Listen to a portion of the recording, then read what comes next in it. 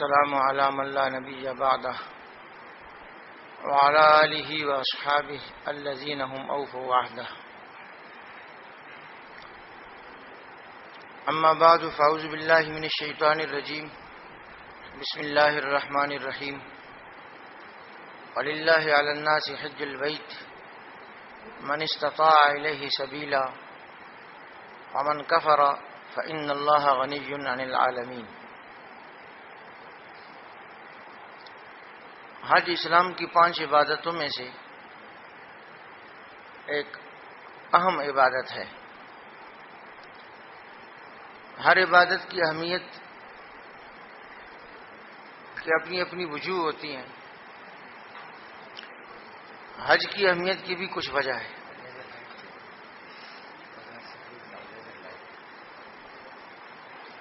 حج کی اہمیت کی وجہ یہ ہے کہ اس میں جانی اور مالی دونوں طرح کی عبادتیں جمع ہو جاتی ہیں. جانی عبادت تو یہ اس طرح ہے کہ آدمی کو مشقت اٹھانی پڑتی ہے اپنی جان پر. طواف کرنا، سعی کرنا، منا جانا، عرفات حاضری دینا، اس میں مشقت ہے.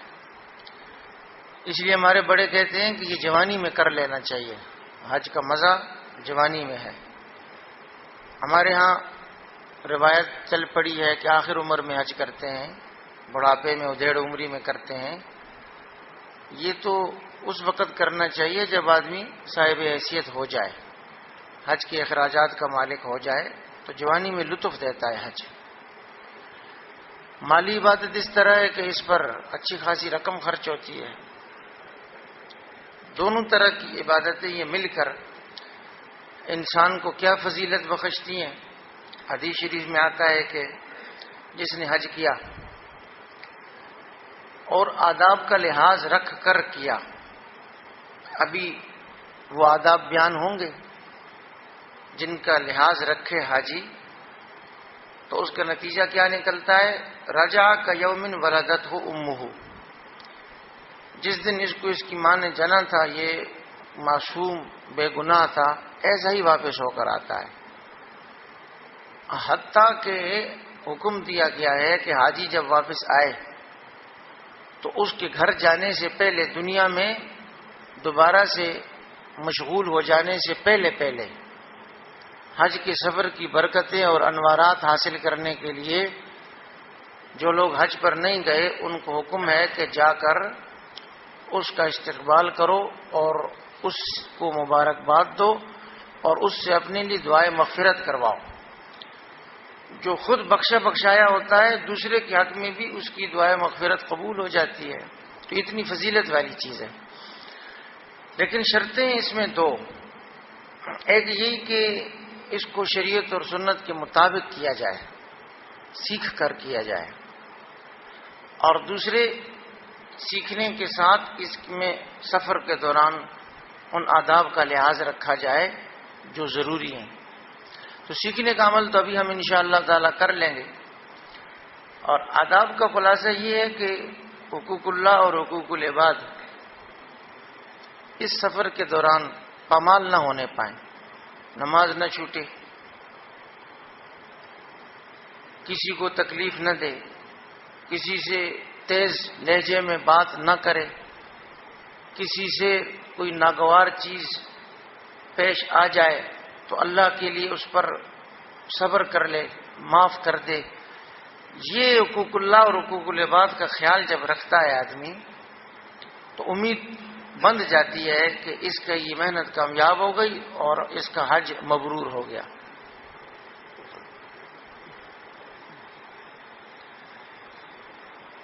آگے چلیں. جی ہاں، حج کی تعریف کیا ہے؟ سامنے آپ کو نظر آ رہی ہے کہ حج کس چیز کا نام ہے. حج نام ہے 5 متبرک مقامات میں پہنچ کر 7 اعمال کرنا. حج میں کل 7 اعمال ہوتے ہیں، 7 کام کرنے ہوتے ہیں، اور یہ 5 مخصوص جگہوں پر کیے جاتے ہیں، کہیں اور نہیں ہوتے. عمرہ 4 مخصوص اعمال کا نام ہے. وہی 4 اعمال حج میں بھی ہوتے ہیں. 3 اعمال کے اضافے کے ساتھ تو 7 ہو جاتے ہیں. اس کا مطلب یہ ہوا کہ اگر ہم پہلے عمرے کو سمجھ لیں تو حج آدھے سے زیادہ سمجھ میں آ جائے گا. 7 کا آدھا سے زیادہ ہے نا 4. تو عمرے کو سمجھ لینے سے حج نصف سے زیادہ سمجھ آ جاتا ہے. تو پہلے ہم پھر عمرے کو سمجھنے کی کوشش کریں گے. کہاں جانا ہے؟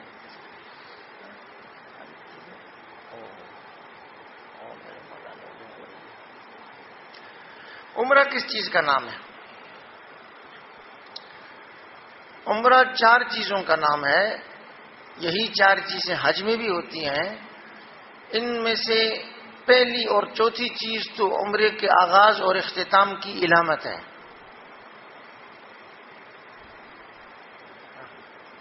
یہ دیکھیں اس میں عمرہ سمجھایا گیا ہے. یہ عمرہ آپ نے سمجھ لیا تو انشاءاللہ تعالی حج ابھی چند منٹوں میں سمجھ میں آ جائے گا. عمرے میں 4 چیزیں ہوتی ہیں. پہلی اور چوتھی چیز سے عمرے کا آغاز و اختتام ہوتا ہے. پہلی چیز کیا ہے جس سے عمرہ شروع ہوگا؟ وہ احرام کی چادریں پہن کر اور لبیک پڑھنا. احرام یعنی حج کا مخصوص لباس. 2 چادریں ایک ناف پر باندھ لیں، ایک کندھے پر اوڑھ لیں. تو مردوں کے لیے یہی لباس ہے.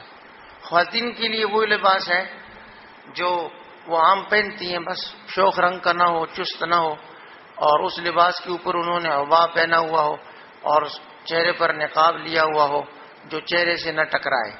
ایسا نقاب جو چہرے سے نہ ٹکرائے، یہ خواتین کا احرام ہے. اور مردوں کا احرام 2 چادریں ہیں.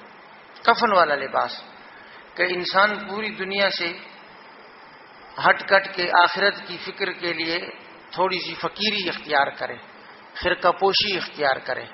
2 چادریں پہن لے، سلا و لباس سب منع. احرام شروع میں.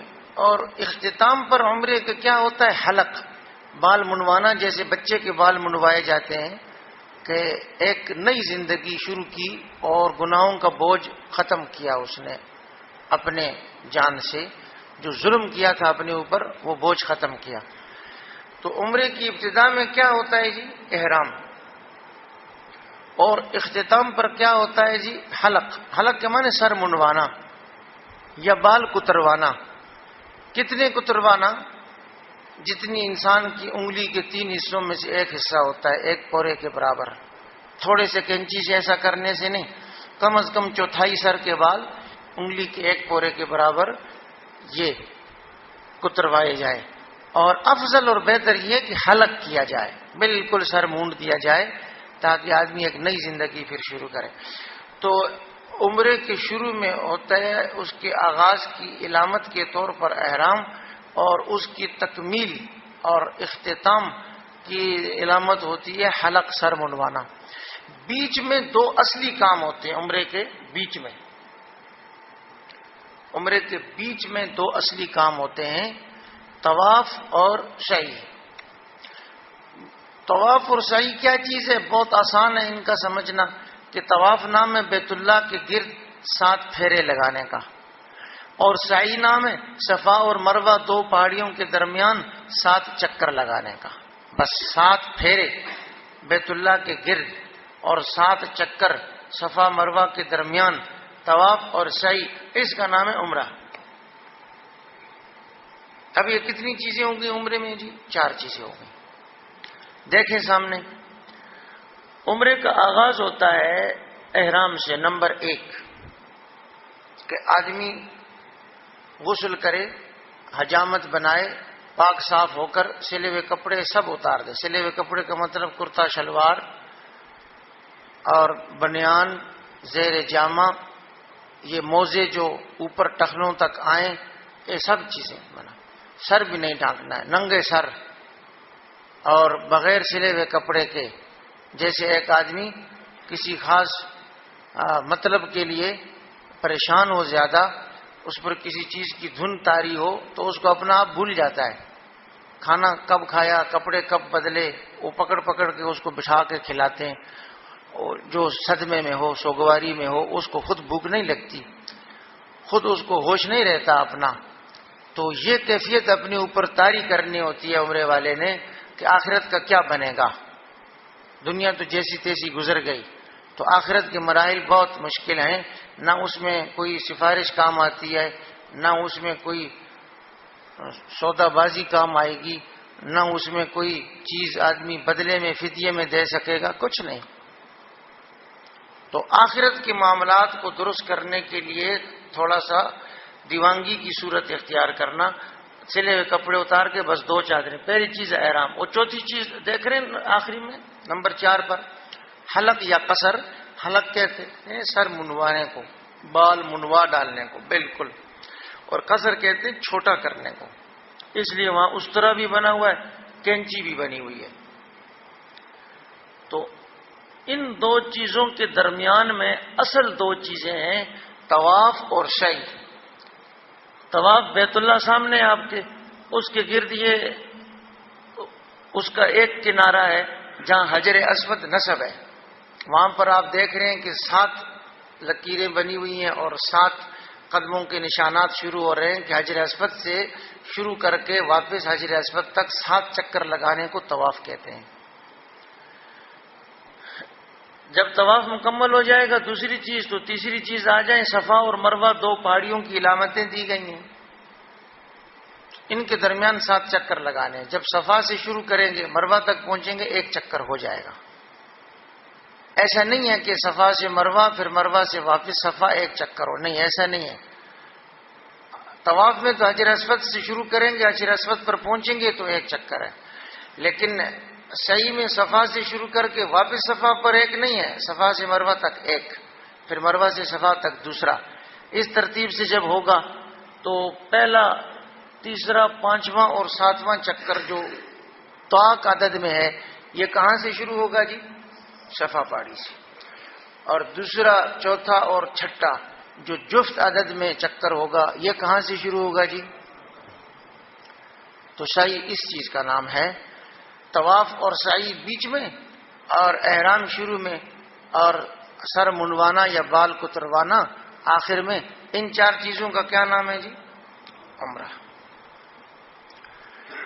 تو یہ ظاہر میں یہ 4 چیزیں ہیں، اور حقیقت میں وہی کیفیت ہے جو میں نے بیان کر دی کہ عمرے کے دوران انسان کی کیفیت یہ ہو کہ آج تو میں نے 2 چادریں خود پہن لی ہیں اور طواف کے دوران استغفار بھی کر سکتا ہوں، سعی کے دوران بخشش کی دعا بھی کر سکتا ہوں.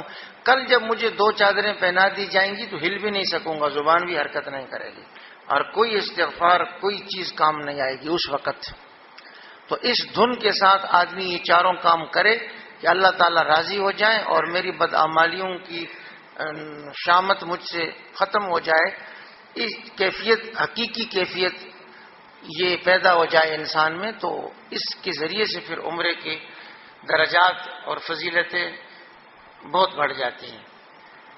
یہ عمرہ جب سمجھ لیا ہم نے کہ 4 چیزوں کا نام ہے، تو اب ہم حج کی طرف چلتے ہیں. اس میں بھی یہی 4 چیزیں ہوتی ہیں.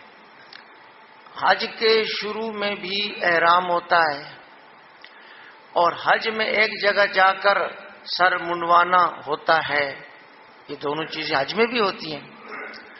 اور طواف اور سعی جس طرح عمرے میں ہوتی ہے اسی طرح طواف اور سعی وہ حج میں بھی ہوتی ہے. یہی 4 چیزیں حج میں بھی ہوتی ہیں. 3 چیزیں اس میں بڑھ جاتی ہیں. اسی وجہ سے عمرے کو چھوٹا حج، حج اصغر، اور حج کو بڑا حج، حج اکبر بھی کہتے ہیں کہ حج میں یہی عمرے والے اعمال کچھ اضافے کے ساتھ پائے جاتے ہیں. وہ اضافہ کیا ہے بس یہ سمجھ کے آپ تو پورا حج آپ کو سمجھ میں آ جائے گا انشاءاللہ. تھوڑی تھوڑی ضمنی باتیں وہ ہم کریں گے انشاءاللہ ساتھ. پیچھے جاؤ، وہ نقشے میں، نقشہ کدھر گیا؟ پیچھے جاؤ، کدھر ہے؟ تو حج میں کون سے 3 اعمال بڑھ جاتے ہیں؟ پہلے تو یہ سمجھیں کہ جو عمرہ ہوتا ہے یہ یہیں بیت اللہ میں یا اور قریب قریب میں ہو جاتا ہے. بیت اللہ میں طواف ہو جاتا ہے، قریب میں صفا مروہ پر وہی جو پہلے نکالے تھے آج کا، اور کچھ صفا مروہ کے درمیان سعی ہو جاتی ہے. ادھر مسجد حرام اور ساتھ ساتھ سب چیز یہیں پوری ہو جاتی ہے. حج میں یہی دو چیزیں تو ہو گئی وہیں، طواف بیت اللہ میں ہو گیا اور سعی دیکھ رہے ہیں صفا مروہ کے درمیان ہو گئی، دو چیزیں تو وہیں ہوں گی مکہ مکرمہ میں۔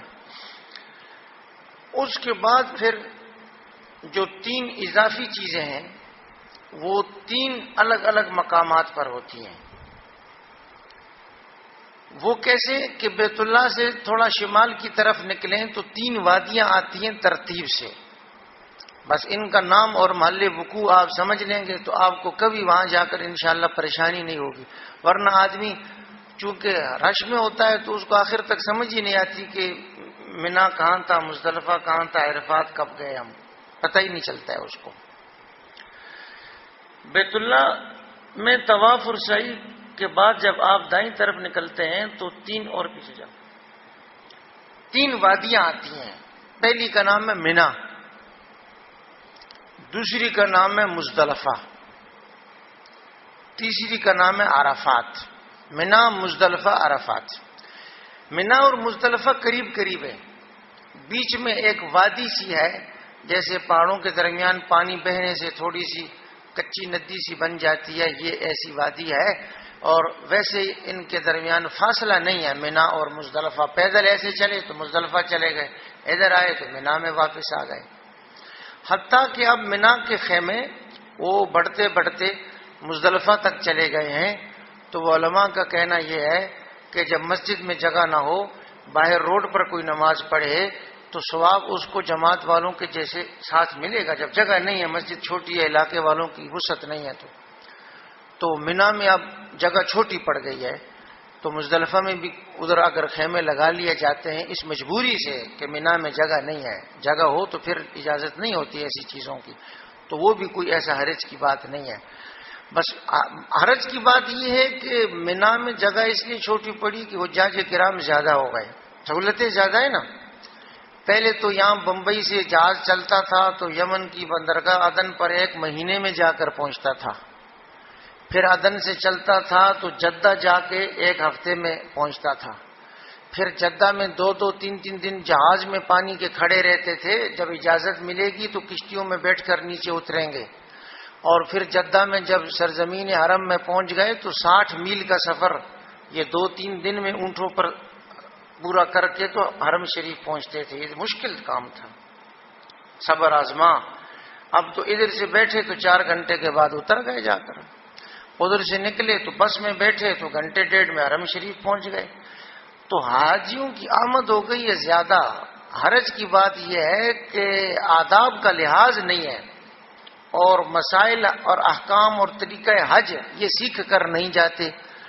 تو پہلے حاجی تھوڑے تھے لیکن پکے حاجی تھے، اب حاجی زیادہ ہو گئے ہیں لیکن کچے کچے ہیں۔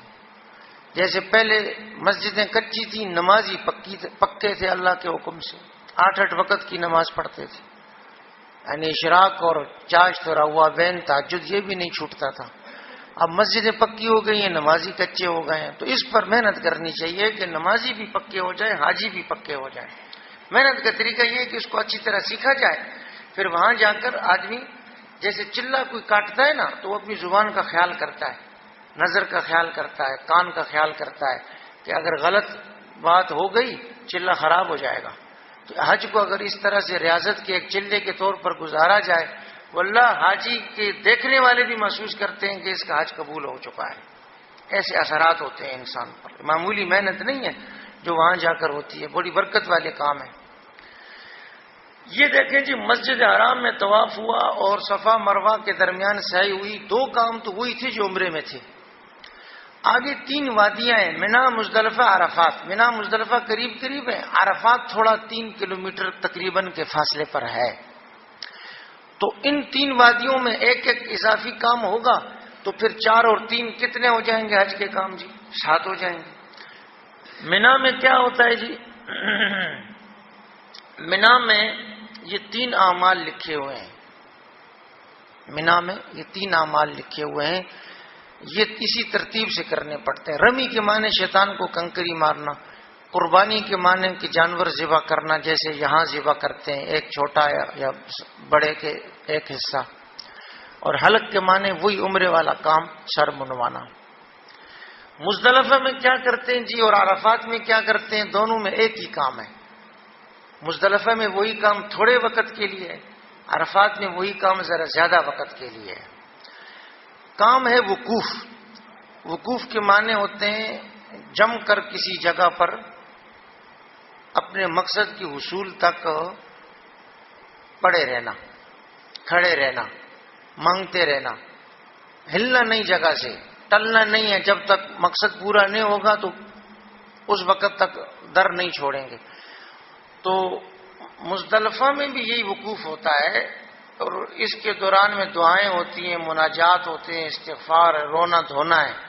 عرفات میں بھی یہی وقوف ہوتا ہے کہ دعا آدمی مانگے، تلاوت کرے، دعا مانگے، ننگے سر کھلے آسمان کے نیچے کھڑا ہو جائے اور بھیکاریوں کی طرح بلک بلک کر اور پڑھ پڑھ کے مانگے. تو وقوف دونوں جگہ میں ہے. مزدلفہ کے وقوف کا وقت کم ہے، فجر کی نماز سے لے کر سورج طلوع ہونے سے ذرا پہلے تک، اور عرفات کے وقوف کا وقت تھوڑا زیادہ ہے، ظہر کے بعد سے شروع ہوتا ہے، مغرب تک ہوتا ہے. تو اس لیے لکھا ہوا ہے چھوٹا وقوف اور بڑا وقوف. تو یہ عمرہ دو جگہوں میں ہوتا تھا، بیت اللہ کے گرد اور صفا مروہ کے درمیان. اور حج کتنی جگہوں میں ہوگا جی؟ 5 جگہوں میں ہوگا. تو اس میں اعمال تھوڑے سے بڑھ جائیں گے. چلیں جی، یہ اسی چیز کو ایک دوسرے نقشے میں سمجھایا گیا ہے کہ اوپر طواف اور سعی تو وہی عمرے والے ہو گئے. جب آپ ادھر سے شمال کی طرف آئے تو پہلی وادی آ جائے گی، پہاڑوں کے درمیان کھلی جگہ کو عربی میں کہتے ہیں وادی. ادھر بھی پہاڑ، ادھر بھی پہاڑ، بیچ میں پہاڑوں میں گری ہوئی کھلی جگہ، جیسے قدرتی قلعہ ہوتا ہے ایسے. تو مینا میں کیا کام کرنے ہیں جی؟ وہ لکھا ہوا ہے رمی نمبر 3، قربانی نمبر 4 اور حلق نمبر 5. سب سے زیادہ اعمال مینا کی وادی میں ہوتے ہیں. شیطان نے حضرت ابراہیم علیہ السلام کو یہیں ورغلانے کی کوشش کی تھی تو آپ نے اس کو کنکریاں ماری تھیں، تو رمی کا عمل بھی یہیں. پھر آپ نے حضرت اسماعیل علیہ السلام کو قربان کرنا چاہا، اللہ نے بدلے میں دمبا بھیجا تو اس کو قربان کیا، قربانی کا عمل بھی یہیں. اور پھر سر منڈوانے کا عمل بھی یہیں. سب سے زیادہ کام حج کے وہ مینا میں ہوتے ہیں، رمی، قربانی، حلق، 3 چیزیں یہاں ہوتی ہیں. آگے آپ دیکھ رہے ہیں جی اگلی وادی میں آئیں گے مزدلفہ نمبر 6، تو وہاں بھی کیا کرنا ہے جی؟ وقوف. اور عرفات میں آئیں گے نمبر 7، تو وہاں بھی کیا کرنا ہے؟ وقوف. اس کا نام حج ہے جی. یہ چیز وہی ہے، نقشہ بدل گیا ہے. اچھا یہ ذہن میں رکھیں کہ جتنے نقشے وغیرہ آپ یہاں دیکھ رہے ہیں نا، ان میں سے عام نقشے تصویریں سارے یہ اس کتاب میں چھپے ہوئے موجود ہیں جو باہر آپ کو مل جائے گی. عمرے کی الگ اور حج کی الگ، دونوں اکٹھے اب چھپ گئی ہے. اور یہ جو کچھ آپ ہم سے گفتگو سن رہے ہیں، یہی گفتگو یہ ریکارڈنگ سے اتار کر کاغذ پر منتقل کر کے اور اس کو نوک پلک درست کر کے یہی وہیں بھی مل جائے گی آپ کو. یہاں ایک بار اچھی طرح آپ سن لیں، پھر وہ کتاب ساتھ رکھیں، آپ کو انشاءاللہ تعالی عمرے اور حج میں کوئی پریشانی نہیں ہوگی. یہ وہی چیز سمجھائی گئی ہے اور ذرا سا نقشہ بدل کر سمجھائی گئی ہے، بس کافی ہو گیا میرا خیال ہے. چلو جی،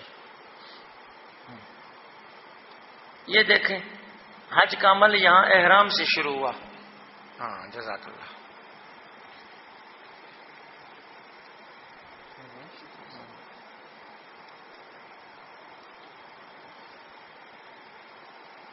بند نہیں ہوتا. حج کا عمل یہاں احرام سے شروع ہوا. شروع میں احرام تو ضروری ہے، یہ حج کا اور عمرے کا لباس ہے، یہ حاجی کی مخصوص پوشاک ہے، اس کے بغیر حاضری کی اجازت نہیں ہوتی. اور اس کے میں نے فلسفہ آپ کو بتایا ہے کہ یہ جیسے کفن کے 2 کپڑے ہوتے ہیں، اس طرح سے زندگی میں انسان اپنے آپ پر موت کی کیفیت طاری کر لے کہ آج تو میں گڑ گڑاؤں گا تو کچھ بخشش ہو جائے گی، کل انہی 2 کپڑوں میں ہوں گا، سب مجھ پر رو رہے ہوں گے، میں بھی اپنے آپ پر رو رہا ہوں گا، کچھ کر نہیں سکوں گا. یہ کیفیت طاری کر کے آدمی پھر یہ اعمال شروع کرے. پہلا عمل کیا ہے جی کہ بیت اللہ کے گرد طواف. دوسرا کیا ہے جی؟ صفا مروہ کے درمیان سعی. یہ رمی اور قربانی اور حلق، یہ تینوں چیزیں کہاں ہوتی ہیں جی؟ منا میں ہوتی ہیں۔ پھر یہ وقوف ہے مزدلفہ کا اور عرفات کا، تو یہ چھوٹا وقوف مزدلفہ میں، بڑا عرفات میں۔ تو یہاں پر ترتیب اس لیے بدل گئی کہ ہوتا اصل میں یوں ہے کہ عرفات سے واپس مزدلفہ کو آتے ہیں، تو یہ یہاں سے شروع ہو کر ان 7 اعمال پر آ کر حج مکمل ہو جاتا ہے۔ جی چلے آگے، آگے آگے۔ حج کے دوران کچھ چیزیں منع ہیں سختی سے، اگر کر لیں تو پھر کفارہ دینا پڑتا ہے۔ کچھ چیزیں مردوں اور عورتوں دونوں کے لیے مشترکہ طور پر منع ہے، کچھ چیزیں صرف مردوں کے لیے منع ہے، خواتین کے لیے ان کی اجازت ہے۔ پہلے یہ 3 کام تو مرد اور عورت دونوں کے لیے منع ہے۔ ان 3 کام کا خلاصہ یہ ہے کہ حج کے دوران انسان اللہ کی رضا کے حصول پر اور اپنی قبر آخرت درست کرنے پر نظر رکھے، اپنے آپ پر نظر نہ رکھے۔ اپنے بال بنانا، ناخن تراشنا اور خوشبو لگانا، ان چیزوں کی گنجائش اس آدمی کے لیے نہیں ہوتی جس کو کسی بڑی کام کی اور کسی بڑی مشکل سے بچنے کی دھن ہوتی ہے، اس کو ہوش نہیں ہوتا کہ بال بنا لے، خوشبو لگا لے، ناخن اس کے بڑھ جاتے ہیں، اس کو ہوش ہی نہیں ہوتا۔ تو ان کا فلسفہ یہ کہ زیب و زینت کے یہ 3 کام ہوتے ہیں۔ عام حالات میں یہ ضروری ہے کہ مسلمان کے بال ناخن پاک صاف خوشبو لگا کر مسجد میں آئے۔ حج میں اس کی اجازت نہیں ہے۔ حج میں تھوڑی سی دیوانگی اپنے اوپر طاری کرنی ہے تو ناخن تراشنا، بال کی جسم کے کسی حصے سے توڑنا اور خوشبو لگانا مشترکہ طور پر ممنوع۔ 4 کام ہیں، یہ 3 مزید کام ہیں جو صرف مرد کے لیے منع ہے، خاتون کو اس کی اجازت ہوتی ہے۔ یہ کیا کہ چہرہ یا سر نہیں ڈھانک سکتا، دیوانوں کی طرح۔ ایک آدمی کو کوئی مشکل پیش آئے نا، حادثہ ہو گیا، جیسے کراچی میں اللہ معاف کرے آج آگ لگ گئی، تو اس میں کسی کو ہوش ہوتا ہے کہ وہ بھاگتے ہیں جب، تو کسی کو نہیں پتا ٹوپی کدھر ہے، چپل کدھر ہے، کچھ اس کو ہوش نہیں ہوتا۔ تو ننگے سر کوئی کسی کو دور سے دیکھتا تھا نا کوئی اچھے زمانے میں، تو وہ پہچان لیتا تھا کہ اس کو کوئی پریشانی ہو گئی ہے، ورنہ ٹوپی یا پگڑی کے بغیر کون گھر سے نکلتا تھا کسی زمانے میں۔ تو چہرہ یا سر نہیں ڈھانکنا ہے جی۔ عورت کے لیے چہرے کا پردہ وہاں لازم ہے، لیکن ایسی چیز سے پردہ کرے جو چہرے کو نہ چھوئے۔ اس کے لیے ایک مخصوص چھٹ جانے والی ٹوپی آتی ہے، وہ حاجی خاتون وہ اس کو پہن لیا کرتی ہے۔ دوسری چیز ہے سلے ہوئے کپڑے مرد نہیں پہن سکتا، عورت کو اجازت ہے۔ دستانے یا موزے بھی نہیں پہن سکتا، چپل بھی ایسی نہیں پہن سکتا جو پورے پاؤں کو ڈھکے۔ اصل میں تو ننگے سر ننگے پیر ہونا چاہیے تھا، لیکن اسلام میں اعتدال ہے۔ ننگے پیر ہونے سے فرش نیچے گرم ہوتا ہے، کنکر ہوتے ہیں، پاؤں جل جائیں گے، زخمی ہو جائیں گے، تو ایسی چپل کی اجازت دی گئی جو نیچے پاؤں میں محفوظ کرے تلوے کو، لیکن اوپر سے بس پٹی کی طرح ہو کہ وہ پاؤں سے اٹکی رہے، پورا پاؤں چھپائے نہیں۔ تو 2 طرح کی چپل میں یہ خصوصیات ہوتی ہیں۔ حاجی دونوں میں سے کوئی بھی پہن سکتا ہے، اس کی تصویر آپ کو ہم دکھائیں گے۔ یہ آخری چیز ہے جو پھر مشترکہ طور پر منع ہے کہ انسان کی جنسی خواہش کی اس دوران کوئی اجازت نہیں ہوتی، اور اگر ان میں سے کوئی کام کیا نا تو پھر دم دینا پڑتا ہے۔ دم کا معنی ہوتا ہے وہی جو قربانی کا ہے کہ ایک چھوٹا جانور یا بڑے جانور کے 7 حصوں میں سے ایک یہ ذبح کرنا ہوگا کفارے کے طور پر۔ جی ہمارے اس حج تربیت میں دونوں چیزوں کا اہتمام ہے، یہ فقہی مسائل بھی بتائے جاتے ہیں، ساتھ میں کچھ انتظامی ہدایات بھی دی جاتی ہیں۔ تو ہم نے عمرہ اور حج کے موٹی چیزیں تو سمجھ لی، اب تفصیلی سمجھنے سے پہلے کچھ انتظامی باتیں ہو جائیں۔ حج پر جانے کے لیے آپ کے پاس 2 بیگ ہونے چاہیے، یا ایک بڑا سوٹ کیس اور ایک چھوٹا بیگ، 2 ہونے چاہیے۔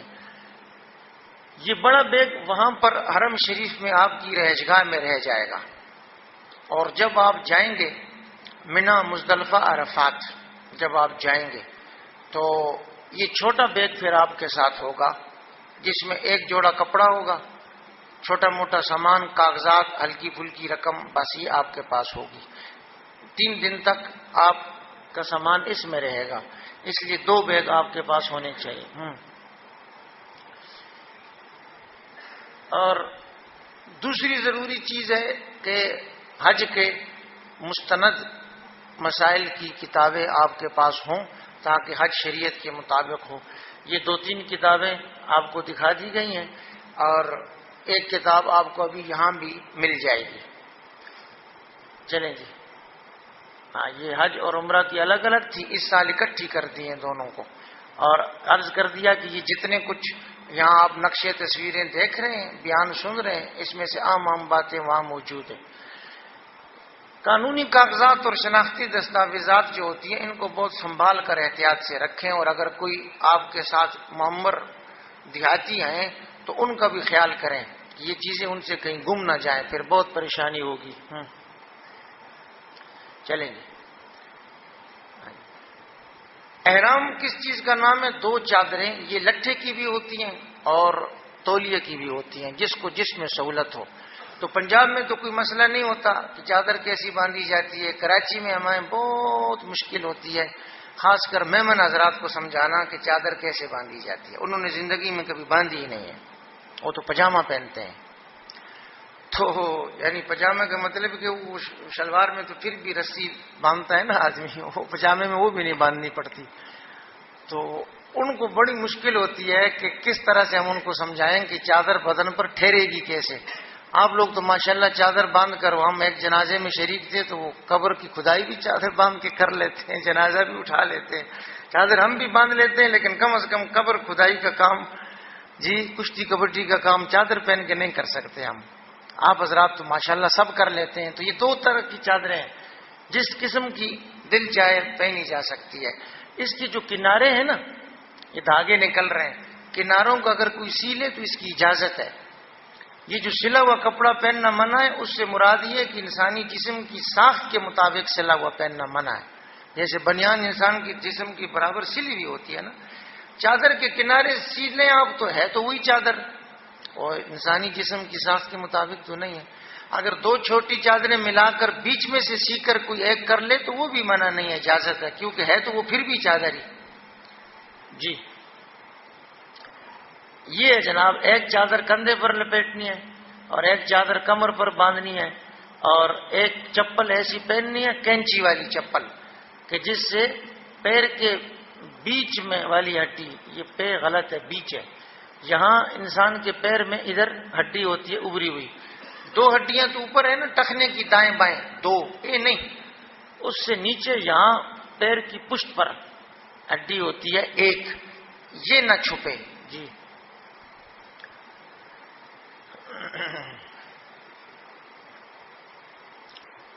یہ چادر حج میں ایک موقع ایسا آتا ہے کہ دائیں کندھے کے نیچے سے نکال کر بائیں کندھے پر ڈال لی جاتی ہے۔ یہ پورے احرام، پورے عمرے، پورے حج کے دوران نہیں ہوتی، یہ حج میں ایک خاص موقع پر ایسا کرنا پڑتا ہے، یہاں گھر سے روانہ ہوتے وقت نہیں ہے، وہاں پہنچ کر بھی نہیں ہے۔ جب طواف شروع کریں گے تو اس وقت یہ کام کریں گے کہ دائیں کندھے کے نیچے سے نکال کر بائیں کندھے پر ڈال لیں گے۔ اس کام کا نام ہے عربی میں اصطباع۔ یہ صرف مردوں کے لیے، ظاہر ہے کہ خواتین نے تو چادر ہی نہیں پہنی، انہوں نے تو عام لباس پہننا ہے، ادھر تو اس کا تصور نہیں ہے، اوپر برقع اور عبا پہننا ہے۔ اور یہ سمجھنے کی بات ہے کہ صرف طواف کے دوران یہ کام کرنا ہے، آگے پیچھے نہیں۔ ادھر سے ایئرپورٹ پر کریں گے یہ نہیں ہے، ادھر پہنچ کر بھی نہیں ہے، طواف ختم کر کے سعی شروع کریں گے پھر بھی استباع ختم، یہ صرف طواف کے دوران یہ عمل ہوتا ہے۔ چلیں جی،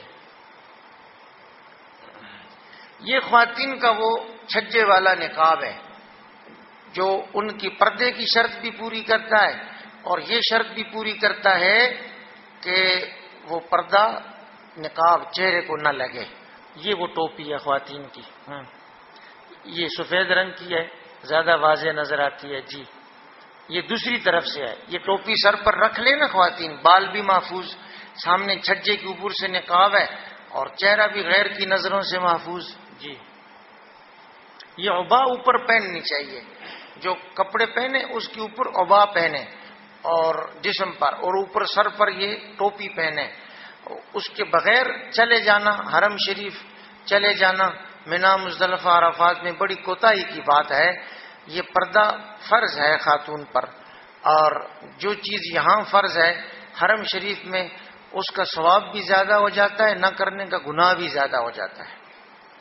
تو یہاں بے پردگی گناہ ہے تو وہاں پہنچ کر تو کئی گناہ جمع ہو جائیں گے، اللہ کے حکم کی بھی خلاف ورزی ہے، اور دوسرے حاجی دنیا بھر سے آئے توبہ کر کے ادھر اللہ کو راضی کرنے کے لیے، تو ان کا حج بھی خراب کرنے والی بات ہے۔ اس لیے تمام حاجی صاحبان اپنی محرم خواتین جو ساتھ جا رہی ہیں ان کو نہایت اہتمام اور تاکید سے سمجھائیں کہ پردہ یہاں بھی فرض ہے وہاں بھی فرض ہے۔ یہ چھجے والی ٹوپی پہنے، چھوٹا سا رومال خواتین پہنتی ہوتی ہیں، پھر اس کو اپنا احرام سمجھ لیتی ہیں، پھر مسح بھی اس کے اوپر سے کرتی ہیں، وضو کے دوران بھی نہیں اتارتی۔ اس لیے علماء کہتے ہیں کہ اس کی ضرورت نہیں ہے، بس یہ ٹھیک ہے۔ چل جی، موسم کے مطابق دو ایک جوڑے لباس کے رکھ لیں، آج کل وہاں جیسا موسم ہے ویسے ہی کپڑے رکھ لیں۔ اور شروع میں بھی کہا تھا، آخر میں پھر کہیں گے کہ یہاں سے جاتے ہوئے بھی زیادہ سامان نہ لے جائیں اور وہاں سے آتے ہوئے بھی زیادہ سامان نہ لائیں۔ وہاں کی جو خصوصی سوغات ہے، زمزم کا پانی، مدینہ شریف کی کھجور اور کچھ آپ مسلح تسبیح لے آتے ہیں، بس یہ ٹھیک ہے۔ دنیاوی ساز و سامان اس سے تو ہم یہاں تنگ تھے، پیچھا چھڑا کر وہاں گئے آخرت کی یاد تازہ کرنے کے لیے۔ وہاں بھی بازاروں میں گھوم گھوم کر یہ سامان جمع کرنا، لاد لاد کر پھر یہاں لانا، یہ کوئی سمجھداری کی بات نہیں ہے۔ جس جگہ میں آدمی جاتا ہے اسی کے مطابق وہ کام کرتا ہے۔ تو حرم شریف سے روحانی سوغاتیں لانی چاہیے، یہ دنیا کے ساز و سامان بازاروں سے نہیں جمع کر کر کے لانے چاہیے۔ بیلٹ کمر پر باندھنے کی اجازت ہے، یہ چمڑے کا بھی ہوتا ہے اور ریگزین کا بھی ہوتا ہے، جیسا جس کو مناسب آئے۔ کچھ چھوٹی موٹی استعمال کی چیزیں جو ساتھ رکھنی چاہیے، ان میں سے یہ دو تین چیزیں بڑی مفید ہیں۔ ایک تو یہ تسبیح،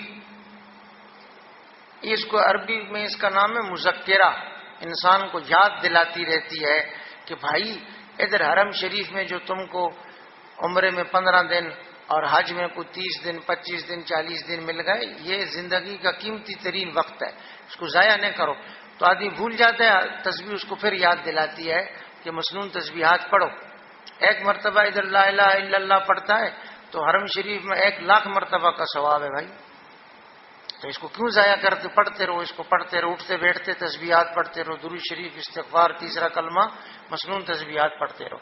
یہ 7 دانوں والی ایک تسبیح ہے جس کو انگلی میں پھنسا لیتے ہیں، طواف کے ساتھ چکر، صحیح کے ساتھ چکر یاد رہتے ہیں آدمی کو۔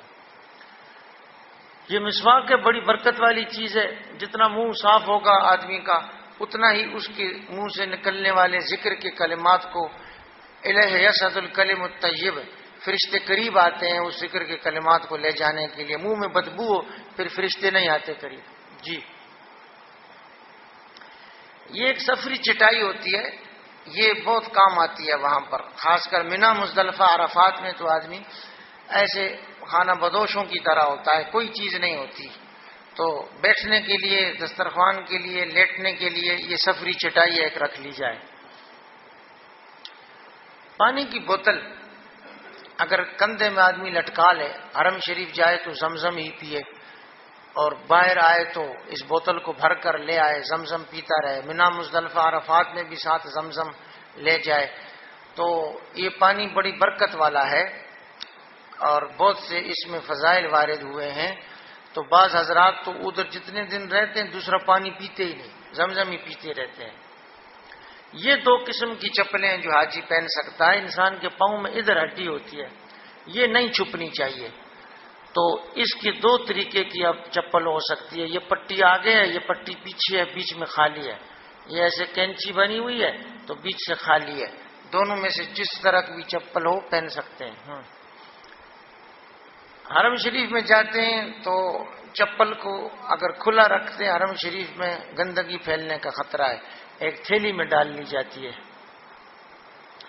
موزے نیچے، کبھی کبھی فرش ٹھنڈا ہوتا ہے، ٹھنڈے فرش پر طواف کریں گے، نماز پڑھیں گے، زکام ہونے کا اندیشہ ہے، تو موزے پہن سکتے ہیں، شرط بھی وہی ہے کہ یہ بیچ میں ہڈی نہ چھپے، بس آگے سے تھوڑا سا موزہ ہو، پیچھے سے ہو، لمبے موزے اوپر ٹخنوں تک کی اجازت نہیں ہے.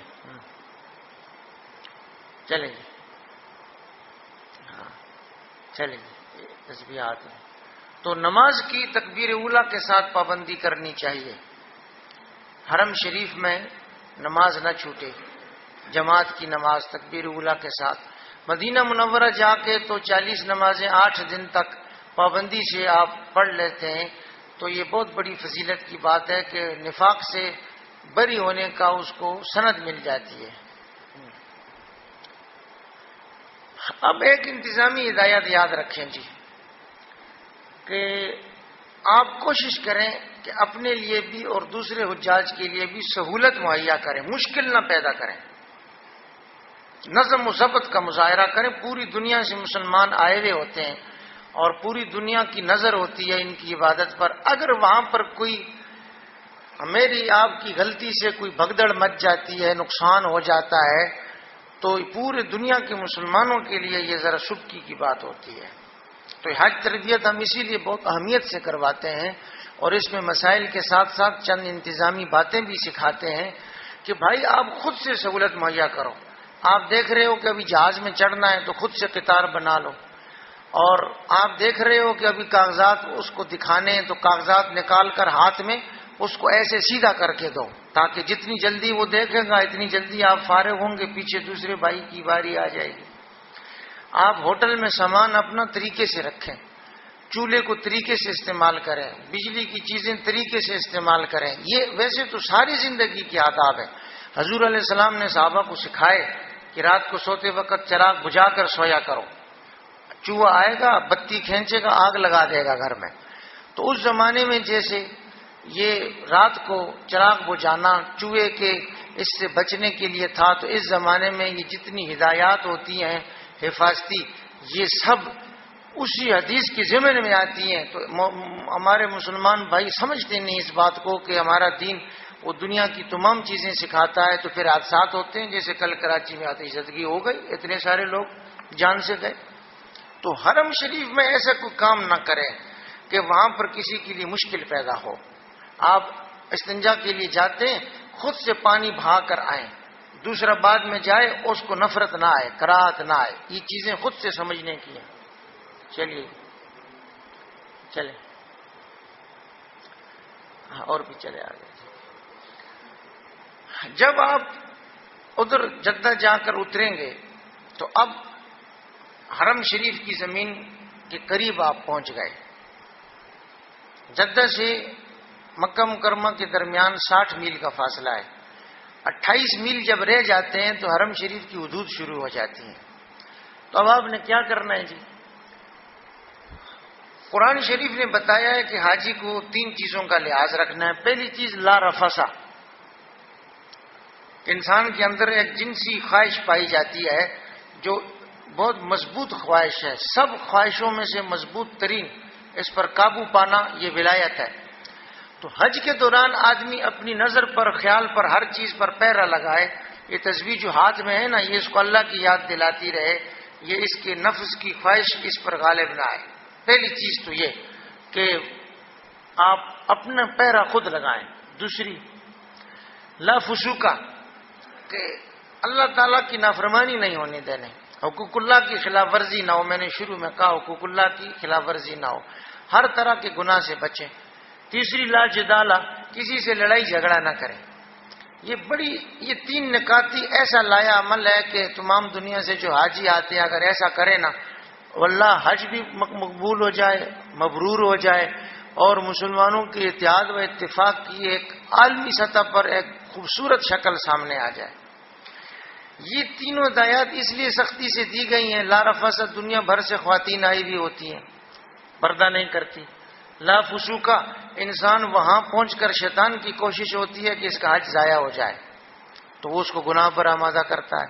لا جدالہ، اگر گناہ سے بچ جائے تو پھر وہ اس کو کسی نہ کسی بدمزگی میں مبتلا کر دیتا ہے. رہائش کی جگہ صحیح نہیں، سفر کی سہولتیں یہ ٹھیک نہیں ہیں، گاڑی دیر سے آتی ہے، رہائش بہت دور ہے حرم شریف سے، اس میں پانی نہیں آتا ہے، اس میں گیس نہیں ہے، معلم سے جھگڑا شروع ہو گیا، اپنے حج گروپ لیڈر سے جھگڑا شروع ہو گیا، تو یہ ایک بات یاد رکھیں، ہمارے بزرگوں نے بتائی ہے کہ حج جس کا قبول ہونا تو اس کو کوئی نہ کوئی مشکل آتی ہے، اس مشکل پر صبر کرے گا تو حج قبول ہوگا۔ بعض بیمار ہو جاتے ہیں، پیٹ خراب ہو گیا، بخار ہو گیا، بیماری ہو گئی، بعض کی کوئی چیز گم جاتی ہے، اب اس کو صبر کرنا چاہیے، اسی چیز کے پیچھے روتے روتے سارا وقت ضائع نہ کرے، شکوہ شکایت نہ کرے، میری چیز دیکھو یہاں بھی کسی نے اٹھا لی وغیرہ وغیرہ۔ بعض کے ساتھ اور کوئی مشکل پیش آ جاتی ہے، جو میں نے ابھی عرض کی کہ اس کی معلم سے کسی چیز پر انبن ہو جاتی، یہ ساری چیزیں آتی ہیں حاجی پر، اور حج کی قبولیت اس پر ہے کہ آپ اللہ کی خاطر زبان بند کر لیں کہ میں نے اس کو معاف کیا، اللہ تعالیٰ بدلے میں مجھے معاف کر دیں۔ تو یہ انشاءاللہ تعالیٰ آپ یاد رکھیں کہ آپ پر اور آپ کے ارد گرد جتنے ہیں نا، ان پر کوئی نہ کوئی مشکل آنی ہے۔ 20 لاکھ روپے کا پیکج، 10 لاکھ روپے کا پیکج لے کر آپ جائیں نا، 7 اسٹار میں ٹھہریں اور مینا میں ایئر کنڈیشن قالین والے خیموں میں ٹھہریں، اگر حج قبولیت قسمت میں لکھی ہے، تکلیف پھر بھی کوئی نہ کوئی آئے گی، اس پر صبر کرتے ہیں، فرشتے ساتھ ہوتے ہیں، لکھ رہے ہوتے ہیں، تو انشاءاللہ تعالی آپ حج مبرور کی سند لے کر واپس آئیں گے۔ یہ تو یہ 3 کام نہیں کرنے جی چلیں جدہ شہر پہنچ گئے۔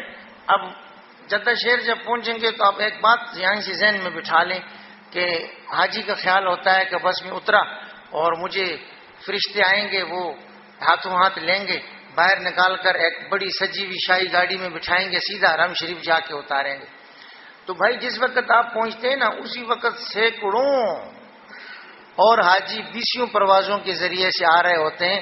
آپ یہیں سے یہ ذہن بنا لیں کہ جدہ ایئرپورٹ پر کوئی 4 سے 6 گھنٹے لگنے ہیں آپ کے، تو آپ کا کیا جاتا ہے وقت یہاں گزرے گا، اور نماز میں، تسبیح میں، تلاوت میں، حج کے مسائل سیکھنے سکھانے میں، ساتھیوں کی خدمت میں گزرے گا، کامیاب ہو جائے گا۔ حرم شریف جا کر یہ کام نہیں کریں گے تو ضائع ہو جائے گا۔ تو آپ تو حرم شریف کے قریب پہنچ گئے، تو ادھر اندر جائیں گے تو آپ کو کچھ وقت تو پہلے لگے گا کاغذات چیک کرا کے پھر باہر نکلنے میں، تو وہاں جلدی نہ کریں، پہلے سے ذہن بنا لیں 4 سے 6 گھنٹے تو لگنے ہیں نا، رش بہت ہے، تو ایک طرف اپنا سامان رکھ لیں آرام سے اندر اس کمرے میں جا کر، اور ادھر بیٹھ جائیں سکون سے، یا کتاب رکھی ہوئی آپ کے پاس، اس کا مطالعہ کریں، حج کے مسائل یاد کریں، یا ادھر بیٹھ کے آرام سے تسبیح تو آپ کے پاس ہے نا، وہ جو ایک تسبیح آتی عدد والی ایسے چلتی رہتی ہے، وہ رکھ لیں ہاتھ میں، سبحان اللہ، موج ہی موج ہے۔ ایک بار اللہ کا لفظ کہا تو گویا 1,00,000 بار کہا، یہ کام کون کر سکتا ہے 1,00,000 مرتبہ، اور ایک لہجے میں وہاں اس کا ثواب مل رہا ہے۔ کاغذات باری آنے پر چیک کرا کر نکلیں گے، وہاں سے بھی جلدی نہیں نکل سکتے، اب بس کے آنے میں پھر بھی وقت لگے گا، پہلے سے ذہن بھی بنا لیں، صبر بھی کریں، انشاءاللہ اس صبر کا بھی بہت اجر ہے۔ جی کدھر جا رہا ہے بھائی؟ تو جدہ سے جب آپ نکلیں گے، حرم شریف 28 میل پر رہ جائے گا تو حدود حرم شروع ہو جائیں گی، تو حاجی کا ترانہ ہے لبیک، یہ لبیک بار بار پڑھے، کثرت سے پڑھے اور بلند آواز سے پڑھے، تو جتنی چیزیں بھی اس کا لبیک سنتی ہیں وہ سب قیامت کے روز گواہی دیں گی کہ میں نے خود اس حاجی کے منہ سے یہ لبیک سنی تھی، لہذا اس کی بخشش ہونی چاہیے، تو بلند آواز سے پڑھنی چاہیے لبیک۔ حرم شریف آپ پہنچیں گے تو سکون سے اپنی رہائش گاہ پر جائیں، وہاں پر اپنا سامان رکھیں، اور اگر کھانے کا تقاضا ہے تو وہ پورا کریں، نہ تو بس افضل کام یہ ہے کہ پہلے آپ جائیں اور عمرہ کریں، تو وضو وغیرہ کر کر تیار ہو کر سامان رکھ کر اور سب ساتھیوں کو خواتین کو ساتھ لے کر اور لبیک بلند آواز سے پڑھتے ہوئے اب آپ حرم شریف جائیں، عمرہ کرنا ہے آپ، ٹھیک ہے جی؟ ہم نے شروع میں عمرہ اور حج کو سمجھا، ابھی ہم نے بیچ میں کچھ انتظامی سفر کی باتیں دیکھی، اب عملاً عمرہ کیسے کیا جاتا ہے ہم اس کی طرف جاتے ہیں۔ یہ جگہ جب آئے گی نا، یہ حرم شریف کی حدود شروع ہو جائیں گی، یہاں سے یہ ایک بڑی خوبصورت رحل ہے، اوپر قرآن پاک رکھا ہوا ہے۔ جی جی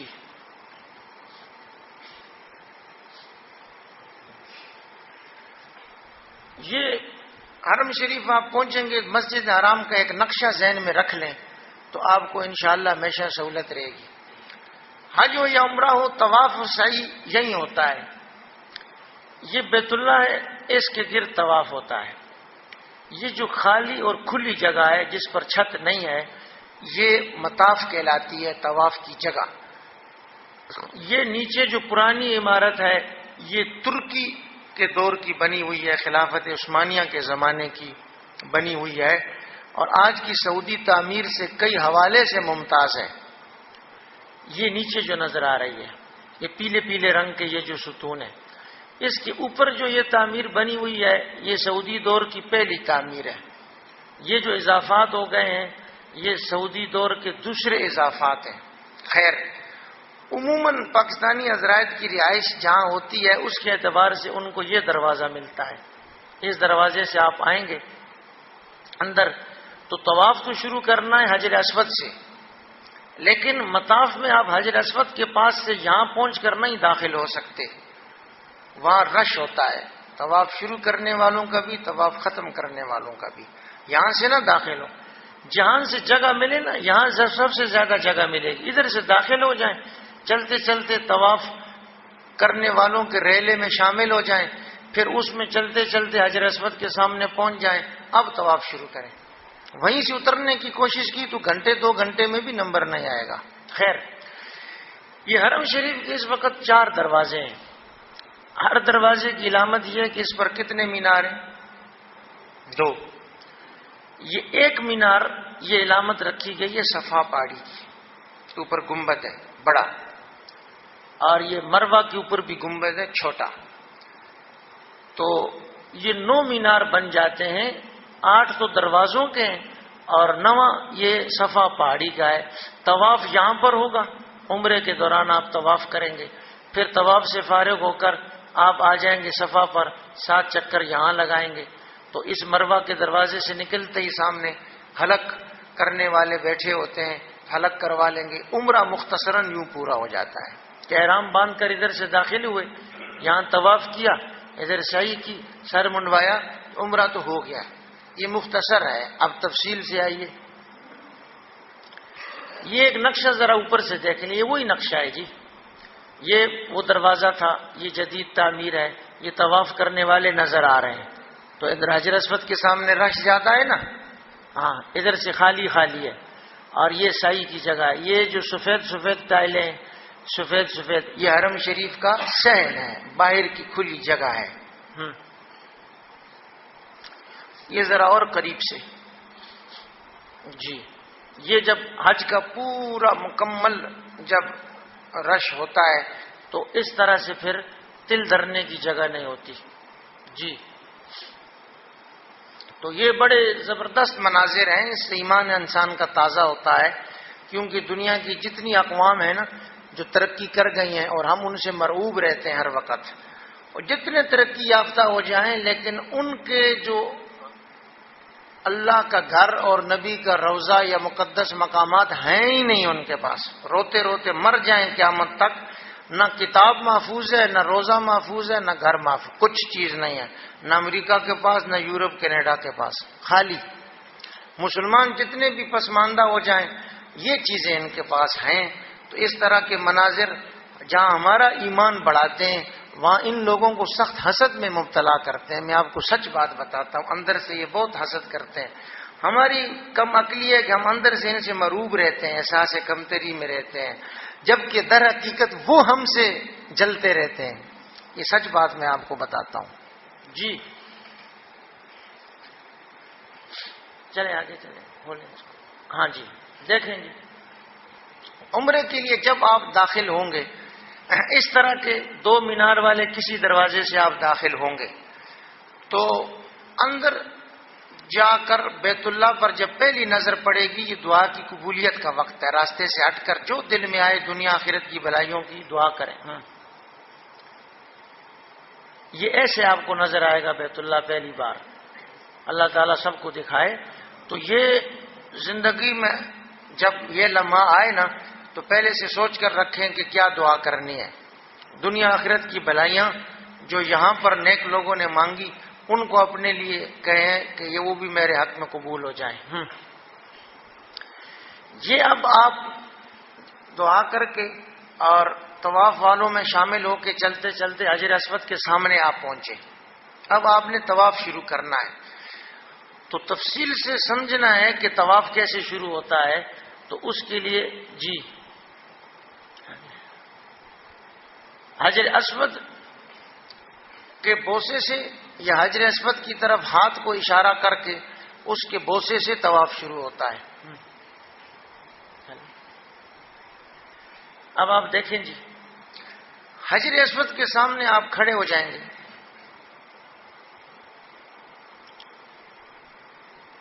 تو طواف کے آغاز میں 2 کام کرنے ہیں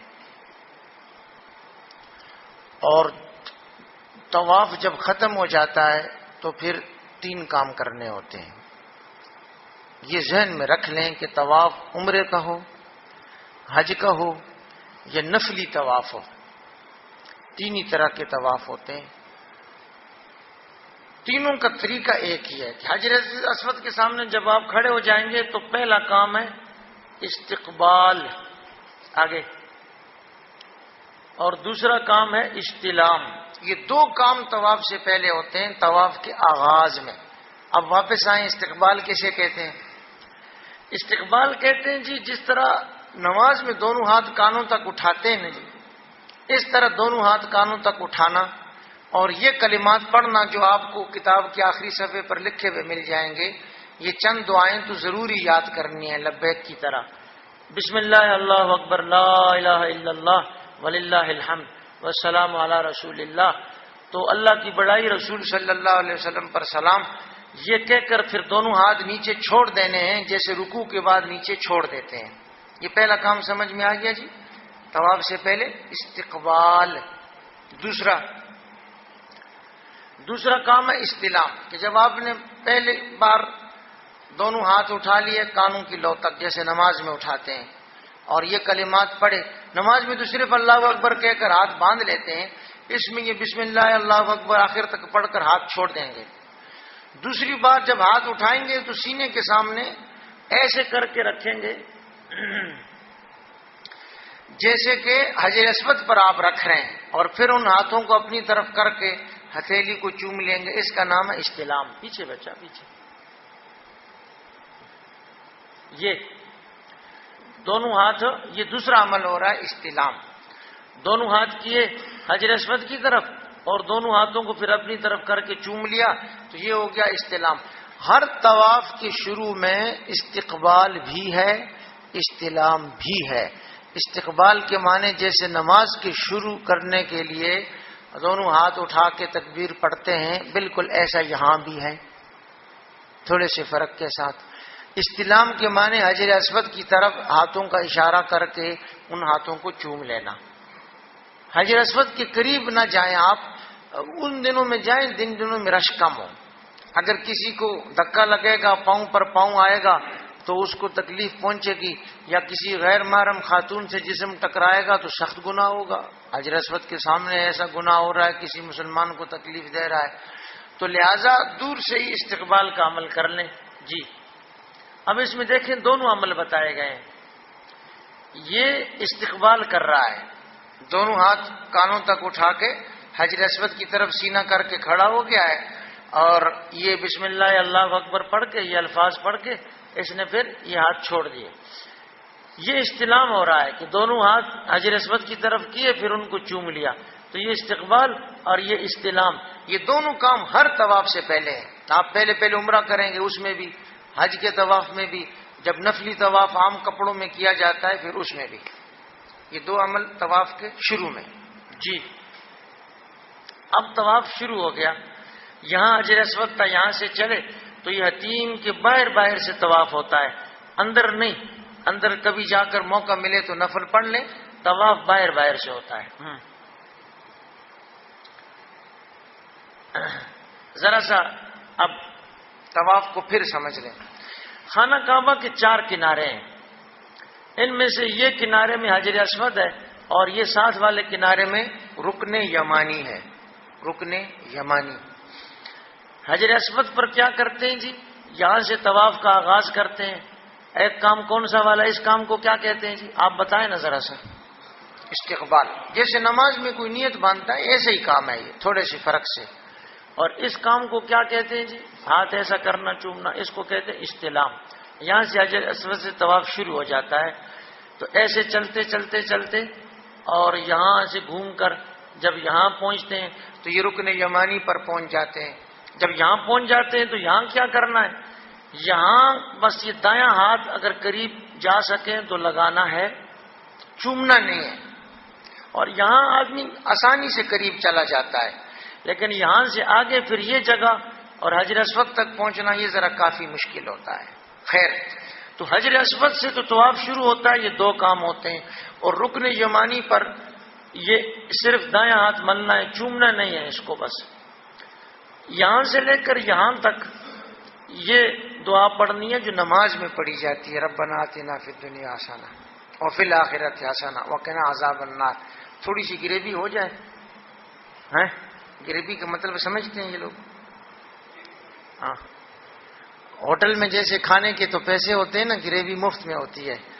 تو حج تربیت تو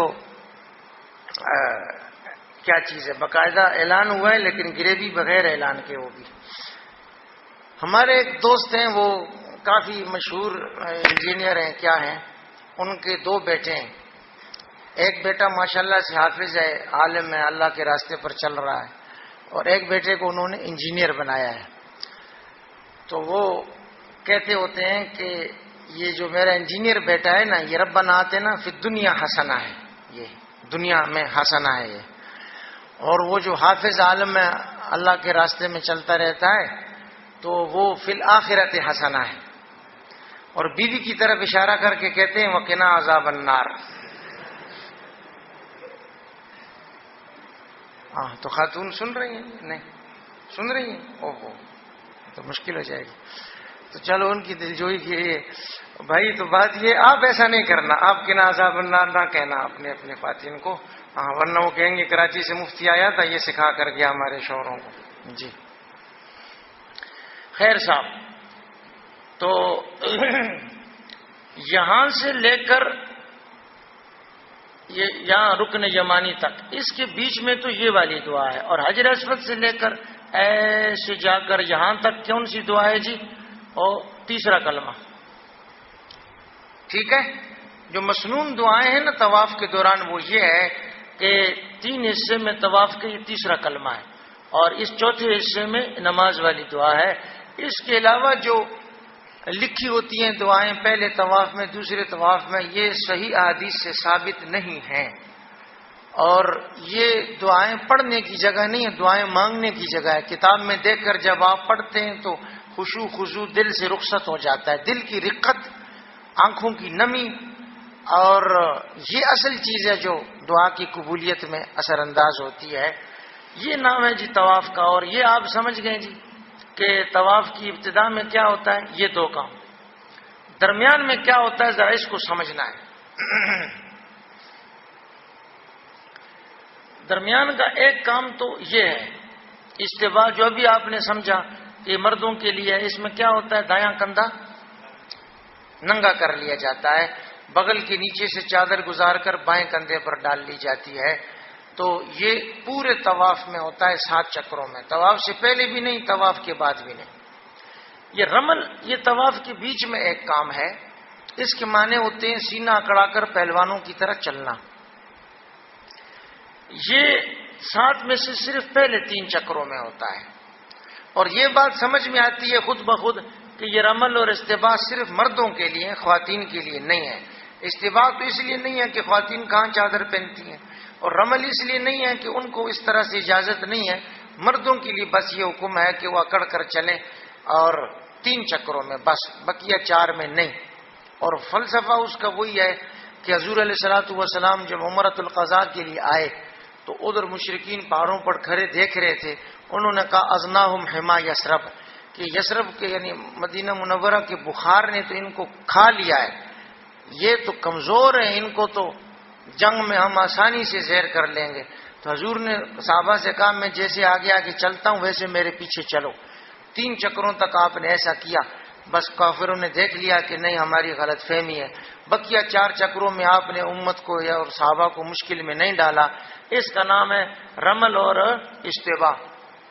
جب طواف مکمل ہو جاتا ہے تو پھر 3 کام ہر طواف کے بعد کرنے ہیں. پہلا کام ہے دعا کریں آپ اللہ تعالیٰ سے کہ طواف بھی قبول ہو، عمرہ بھی قبول ہو، اور دنیا آخرت کی نیک تمنائیں یہ بھی پوری ہو جائیں. دوسرا کام ہے 2 رکعت نماز. یہ ہے مقام ابراہیم. تو یہ نماز پڑھنے والا اس کے قریب دکھایا گیا ہے. ہماری آپ سے درخواست یہ ہے، تمام علماء بھی یہی بتاتے ہیں کہ یہاں قریب آپ نماز پڑھیں گے نا تو طواف کرنے والوں کو مشکل ہوگی. تو سمجھداری کی بات یہ ہے کہ دوسروں کو طواف کرنے دیں اور خود نماز پیچھے جا کر پڑھیں. آپ ان کے طواف میں اثر انداز نہ ہو، آپ کی نماز خراب نہ کریں. تو قریب نہ پڑھیں، اس کی سیدھ میں پیچھے جا کر، بہت کھلی جگہ ہوتی ہے تو وہاں جا کر پڑھ لیا جائے 2 رکعت نماز.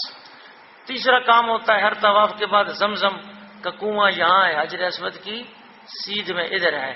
تو اب تو کنواں بند ہو گیا، چاروں طرف زمزم کا پانی وافر ملتا ہے. تو رج کے پئیں، جی بھر کے پئیں. اس کے بہت سے فضائل ہیں. سر پر، چہرے پر، داڑھی پر، سینے پر ڈالیں، برکت والا پانی ہے. وضو بھی اس سے کیا جا سکتا ہے، غسل نہ کریں.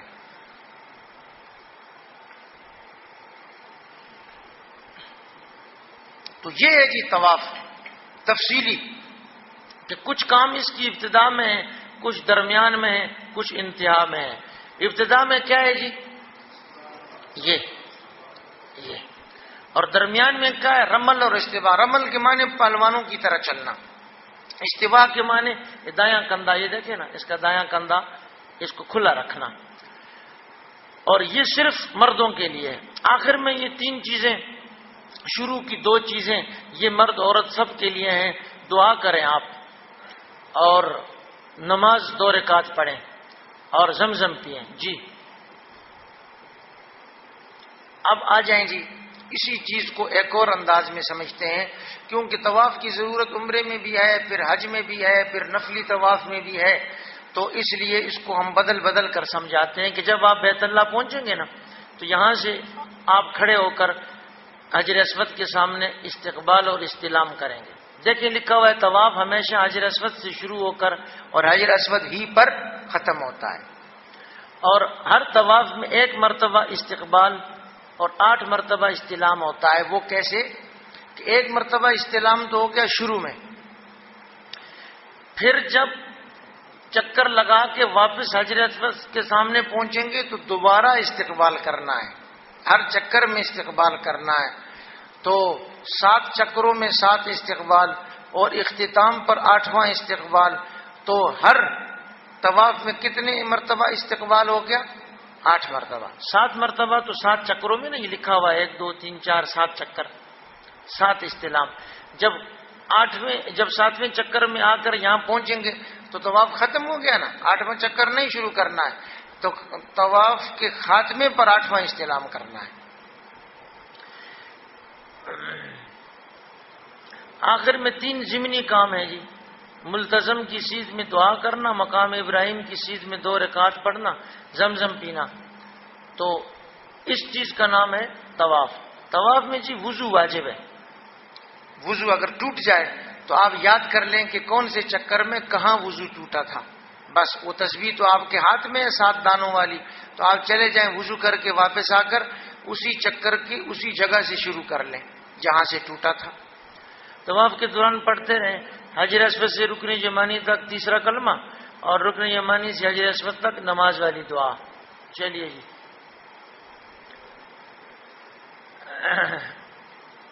اس چیز کا آپ سکون سے مطالعہ کریں. میں کچھ نہیں کہوں گا کیونکہ ہم نے جو سمجھانا تھا وہ ابھی تک سمجھا دیا ہے. اس کا سکون سے مطالعہ کریں کہ کیا سمجھایا گیا ہے. یہ سمجھایا گیا ہے کہ یہ حجر اسود ہے، اس میں 7 چکر ہوتے ہیں ایسے، اور یہ رکن یمانی ہے، یہ حتیم کا حصہ ہے جس کے باہر سے طواف کرنا ہوتا ہے. یہ رکن یمانی کا عمل ہے. تو یہ سب چیزیں پہلے بھی بتا دی گئی ہیں. جی چل بھائی، یہ رکن یمانی کی قریب سے لی گئی تصویر ہے. تو یہاں پہنچ کر کیا کرنا ہے؟ قریب جا سکیں تو صرف دایاں ہاتھ برکت کے لیے اس پر پھیرنا ہے، دور ہوں تو کوئی اشارہ وغیرہ نہیں کرنا ہے، اور قریب ہوں تو چومنا نہیں ہے۔ اب ذرا سمجھیں جی، بیت اللہ کا یہ جو دروازہ ہے، اس کی اس چوکٹ سے لے کر اور یہ حجر اسود والا جو کنارہ ہے، اتنی جگہ کو کہتے ہیں ملتزم، چمٹنے کی جگہ۔ طواف کے بعد جو دعا ہوتی ہے نا، وہ اس ملتزم پر ہونی چاہیے، لیکن اس کی سیدھ میں پیچھے کھڑے ہو کر کی جائے تو زیادہ قبولیت کی امید ہے آج کل۔ کیوں؟ آپ جب قریب جائیں گے نا تو ضرور کسی کو دھکا لگے گا، یا آپ کو ضرور کسی سے دھکا لگے گا، تو کسی مسلمان کو تکلیف دینا یا اس کو کے ذریعے اپنے آپ کو تکلیف دینا، دونوں باتیں منع ہے۔ خواتین ہوں گی، جسم چھونا منع ہے، تو اس کی سیدھ میں پیچھے کھڑے ہو کر دعا کر لیں طواف کے بعد۔ یہ مقام ابراہیم ہے، یہاں قریب نماز پڑھیں گے تو طواف والے طواف کیسے کریں گے؟ بہت مشکل ہو جائے گی، اس لیے اس کی سیدھ میں پیچھے جا کر آپ نماز پڑھیں، ثواب میں کوئی فرق نہیں پڑے گا۔ یہ خانہ کعبہ کی چوکٹ ہے، یہاں پر آدمی آسانی سے پہنچ جاتا ہے، اتنا مسئلہ نہیں ہوتا، مسئلہ حجر اسود میں ہوتا ہے۔ تو یہاں بھی دعا کی قبولیت کی جگہ ہے۔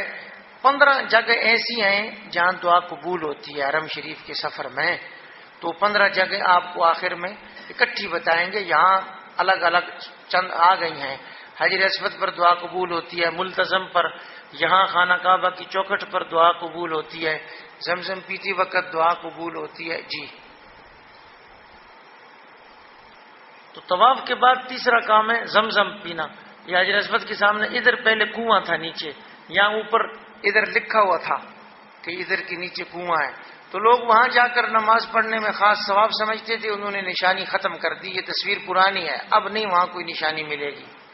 یہ زمزم کی کنویں کے اندر بالکل نیچے جا کر لی گئی تصویر ہے کہ حجر اسود کی طرف سے یہ پانی پھوٹتا ہے، اللہ کے حکم سے پھوٹ گیا اور قیامت تک پھوٹتا رہے گا۔ اس میں جسمانی شفا بھی ہے، روحانی شفا بھی ہے۔ طواف مکمل ہوا تو عمرے کا دوسرا کام کون سا ہے جی؟ سعی۔ سعی کس چیز کا نام ہے؟ 7 چکروں کا نام ہے۔ کہاں 7 چکر ہوتے ہیں؟ صفا مروہ کے درمیان 7 چکر ہوتے ہیں۔ تو اس کی ترتیب کیا ہوگی؟ جب طواف مکمل کیا 8 چکر، اس کے بعد آپ نے 3 ضمنی کام کیے، یعنی دعا کی ملتزم کی سیدھ میں، 2 رکعت پڑھی مقام ابراہیم کی سیدھ میں، اور زمزم پیا۔ اب آپ نے سعی کے لیے جانا ہے، تو سعی کا عمل شروع کرنے کا طریقہ یہ ہے کہ جس طرح طواف کے شروع میں استلام تھا، تو سعی کے شروع میں بھی استلام ہے۔ کہیں بھی کھڑے ہو کر حجر اسود کی سیدھ میں، وہاں سے آپ حجر اسود کی طرف اشارہ کر کے دونوں ہاتھوں کو چومیں گے، تو یہ اب کون سا استلام ہو گیا؟ 9واں۔ 8 تو تھے طواف میں، اور یہ 9واں ہوتا ہے سعی میں۔ تو ایک عمرے میں کتنے استلام ہو جاتے ہیں؟ 9 استلام کر کے آپ آ جائیں گے۔ یہ دیکھیں نا، یہاں ہے خانہ کعبہ پر آپ کا 8واں چکر پورا ہوا، اور آپ نے دعا اور 2 رکعت اور زمزم کے بعد آپ آ گئے۔ صفا پہاڑی کو کیسے پہچانیں گے؟ 1 مینار سے۔ تو آپ یہاں آ گئے، اور یہیں نیچے یہاں ادھر قریب آ کر آپ نے استلام کر لیا، تو اب آپ صفا پہاڑی سے روانہ ہو جائیں مروہ کی طرف۔ صفا پر کھڑے ہو کر دعا کریں، روانہ ہو جائیں۔ مروہ پر پہنچ کر قبلہ رخ ہو کر پھر دعا کریں، پھر روانہ ہو جائیں۔ تو ان 7 چکروں کا نام ہے سعی۔ بس عمرہ مکمل ہو جائے گا۔ جی، یہ صفا پہاڑ ہے، اس پر انہوں نے کیمیکل مل کے اس کو پختہ کر دیا ہے، اس کی کوئی چیز اب اکھاڑی نہیں جا سکتی۔ اس کے اوپر چڑھنا ضروری نہیں ہے، اس کے نیچے جب آپ پہنچیں گے نا، اور آپ کے پاؤں کے نیچے آپ دیکھیں گے کہ کھردری ٹائل آ گئی ہے، کھردری پتھر، بس آپ سمجھ لیں کہ میں صفا پر پہنچ گیا ہوں۔ اوپر ادھر چڑھنا نہیں ضروری، بس اب آپ استلام کریں، دعا کریں، اور مروہ کی طرف سفر شروع کریں۔ جی، یہ پہاڑی ہے جی صفا۔ یہ نیچے جو لگے ہوئے پتھر، یہ کھردریں، ایسے اس میں لکیریں۔ اس کا معنی یہ کہ یہ بھی پہاڑی کے اوپر ہے۔ یہ تو پہاڑی کا اوپر والا حصہ ہے جو اب باقی ہے، اور یہ نیچے والا حصہ ہے جس کے اوپر یہ لگائے گئے ہیں۔ تو اب یہ دیکھیں، آپ صفا پہاڑی سے اتریں گے نا، تو یہاں سے آپ جائیں گے مروہ کی طرف، اور وہاں مروہ سے واپس آئیں گے ایسے. تو درمیان میں یہ آپ دعا پڑھتے جائیں گے رب اغفر ورحم انک انت العز الاکرم. درمیان میں آپ تھک جاتے ہیں تو بیٹھ جائیں، اجازت ہے.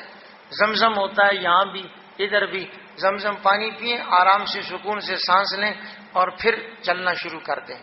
اور اگر بیچ میں وضو کی حاجت ہے تو چکر آپ نے یاد کریں کتنے چکر ہوئے تھے، کہاں سے چھوڑا، جا کر حاجت وضو کر کے آ جائیں اور دوبارہ پھر شروع کر دیں. ان 7 چکروں میں جانے آنے کا نام ہے سعی. جی یہ سعی نیچے کی منزل پر بھی ہوتی ہے، اوپر کی دوسری منزل پر بھی، اور چھت پر بھی، ہر جگہ سعی ہوتی ہے، کوئی فرق نہیں ہوتا ثواب میں. یہ دوسری منزل ہے. جی یہ مروہ پہاڑی ہے، یہ چھوٹی ہے مروہ پہاڑی. اور یہاں پہنچ کر قبلہ رخ ہو کر دعا کریں گے. اب مجھے ذرا سے ایک بتائیں کہ ان بھائیوں نے اپنے کندھے ڈھکے ہوئے ہیں، یعنی استوا نہیں کیا. یہ ایک بھائی نے استوا کیا ہوا ہے. ان میں سے کون ٹھیک ہے کون غلط ہے؟ بس ہاتھ اٹھائیں، ابھی جواب نہ دیں. کون جواب دے گا؟ اچھا ماشاءاللہ. اچھا جی، وہ جو پہلے صاحب ہیں وہ بتائیں کون صحیح ہے. جی ہاں، جی ہاں بالکل، کیونکہ استوا صرف طواف کے دوران ہوتا ہے، اور یہ تو سعی کر رہا ہے اللہ کا بندہ. سعی میں جا کر مروہ پر پہنچا اور استوا کو ختم کرنا بھول گیا ہے شاید. جی یہ سعی کا نقشہ ہے جی، کہ صفا پہاڑی سے لے کر مروہ تک کے درمیان میں فاصلہ کتنا ہے جی؟ 450 میٹر، یعنی تقریباً آدھا کلومیٹر. تو یہ 7 چکر کتنے ہو جاتے ہیں؟ 3.5 کلومیٹر کے قریب ہو جاتا ہے. اس لیے جب حج میں اللہ کے فضل سے نام آ جائے تو صبح صبح تھوڑا سا چلنا شروع کر دیں.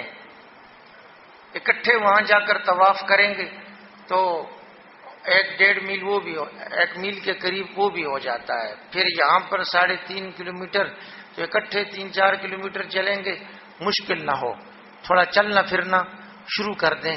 اور پنجاب میں رہتے ہیں آپ لوگ، پھر بھی ڈالڈا گھی کھاتے ہیں اور ڈبے کا دودھ پیتے ہیں. یہ عجیب کمال ہے. ایک چاچا ہم کو ملے، بہت تھکے ہوئے تھے، ادھر سعی کر رہے تھے. تو میں نے جاتے ہوئے بھی دیکھا آتے ہوئے بھی دیکھا، تو ادھر پنجاب کے تھے، دھوتی بھی پہنی ہوئی تھی، تو تھکے ہوئے تھے بہت زیادہ. تو میں نے پھر ایک بار پوچھ ہی لیا کہ چاچا کیا بات ہے؟ کہتے پتر میں گھو پیتا سی، گھو جوانی میں.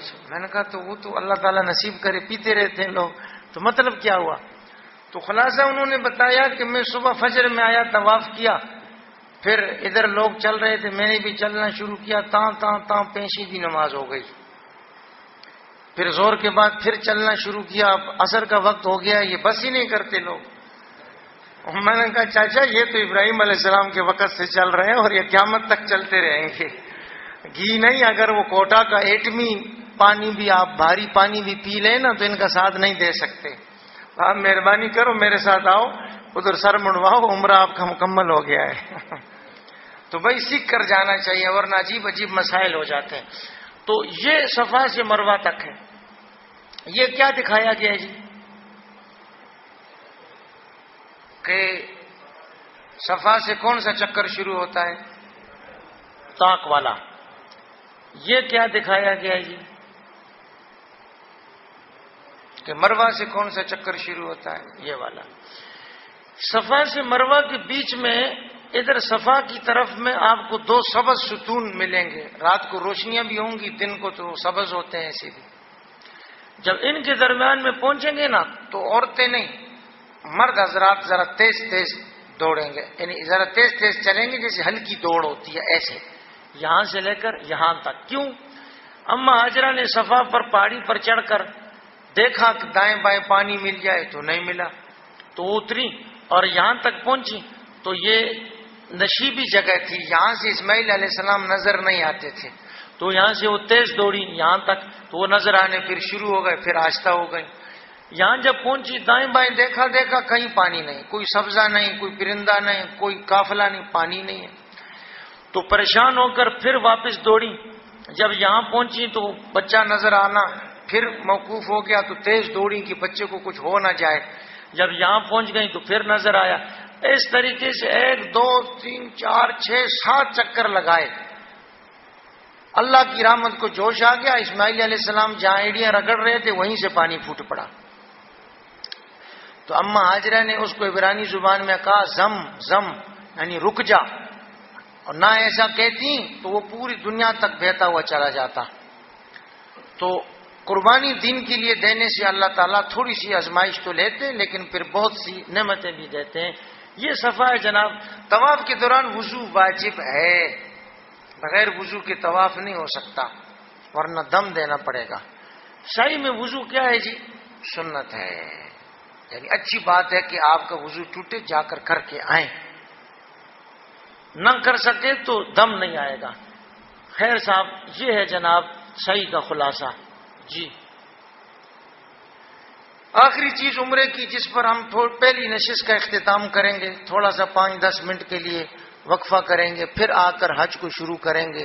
خلاصہ تو ہم نے سمجھ لیا ہے، اور عمرے کی تفصیل سمجھنے سے آدھا حج بھی سمجھ میں آ گیا ہے.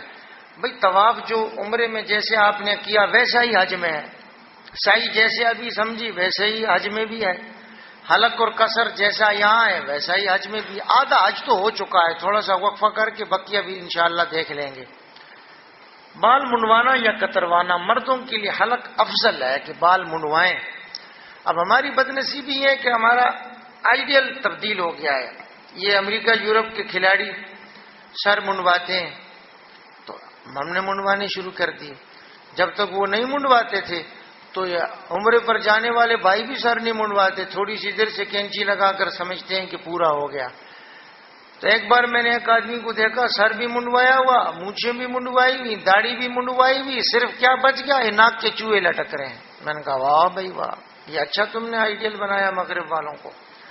تو ساری بات یہ ہے کہ جو چیز دنیا میں شان و شوکت رکھتی ہے لوگ خود بخود اس کے جیسے ہونے لگتے ہیں. اس لیے اسلام میں جہاد ضروری ہے کہ اسلام کو غلبہ اور شان و شوکت حاصل ہوتی ہے، دنیا خود بخود ٹھیک ہو جاتی ہے. ورنہ تو ہمارے مسلمان خود بخود مغرب کی تقلید شروع کر دیتے ہیں. خواتین کے لیے صرف قصر ہے، صرف قصر، یعنی وہ پورے سر کے بال جمع کر کے بالکل آخر میں جہاں ان کا سرا ہوتا ہے وہاں سے انگلی کے 1 پورے کے برابر کاٹیں گی. آسان طریقہ یہ ہے کہ وہ بالوں کے سرے کو انگلی پر لپیٹ لیا جائے. جتنی انگلی کا پورا ہوتا ہے اتنی انگلی کی موٹائی بھی ہوتی ہے. تو انگلی کی لپٹ میں جتنے بال آ جائیں نا، تھوڑا سا زیادہ لے کر کاٹ دیے جائیں تو خواتین کا حکم پورا ہو گیا. حلق یا قصر پورا ہونے پر عمرہ مکمل ہو جاتا ہے. عمرہ مکمل ہونے کے بعد اب آپ کو آپ کے پیکج کے مطابق کچھ دن ملیں گے حرم شریف میں رہنے کے، اور حج جا کر پھر شروع ہوگا 8 ذی الحجہ کی تاریخ سے. تو یہ جو بیچ کے دن ملیں گے ان کو ضائع نہ ہونے دیں. ضائع کس چیز سے ہوتے ہیں؟ ایک تو آدمی عبادات میں نہ لگے تو فضولیات میں لگتا ہے، خود بخود وقت ضائع ہوتا ہے. اور دوسرے مسجد حرام میں وقت نہ گزارے تو بازار میں گزارتا ہے، خود بخود ضائع ہوتا ہے. یہ کام نہ کریں. تسبیح ہاتھ میں رکھیں، اپنی یہیں سے نیت کر لیں کہ انشاءاللہ تعالی ایک قرآن شریف حرم مکی میں ختم کریں گے، ایک حرم مدنی میں ختم کریں گے تو 1,00,000 قرآن شریف کا ثواب ملے گا. تو آپ زیادہ وقت تلاوت میں پھر گزاریں گے. بھائی سب نے نیت کر لی نا کہ ایک قرآن شریف تو پورا کریں گے انشاءاللہ. اس کے بعد آتے جاتے تسبیح ہاتھ میں رکھیں، لبیک پڑھتے رہیں. اگر احرام ہے، احرام نہیں ہے تو تسبیحات پڑھتے رہیں، اس نیت کے ساتھ کہ یہ ثواب کا موقع 1 پر 1,00,000 کا پھر نہیں ملے گا. تو بازاروں میں کم سے کم جائیں، انشاءاللہ یہ بیچ کا وقت بھی محفوظ رہے گا. جی یہ ہے جی حلق، اور یہ ہے قصر کہ کم از کم کتنے ہونے چاہیے جی؟ انگلی کے 1 پورے کے برابر اتنے تو ہونے چاہیے. عمرہ مکمل ہو گیا. شکرانے کے 2 نوافل ادا کریں عمرہ کی تکمیل پر کہ چلیں چھوٹا حج، پہلی عبادت تو مکمل ہو گئی. بس اب یہاں سے آگے حج شروع ہوتا ہے. کسی صاحب نے کوئی سوال اب تک کے سبق کے متعلق کرنا ہو تو وہ کر لیں. اس کے بعد پھر ہم تھوڑا سا وقفہ کریں گے، پھر آ کر حج کو انشاءاللہ مکمل کر لیں گے. جی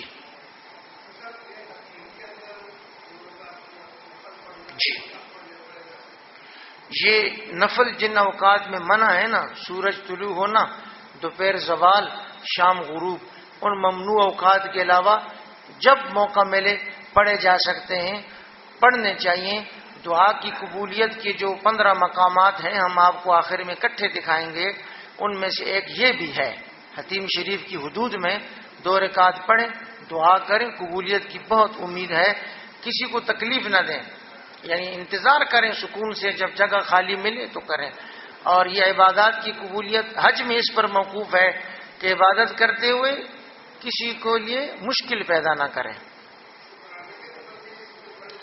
پڑھے جا سکتے ہیں جی، اس میں بھی پڑھے جا سکتے ہیں اور کہیں بھی پورے حرم شریف میں بھی پڑھے جا سکتے ہیں جی۔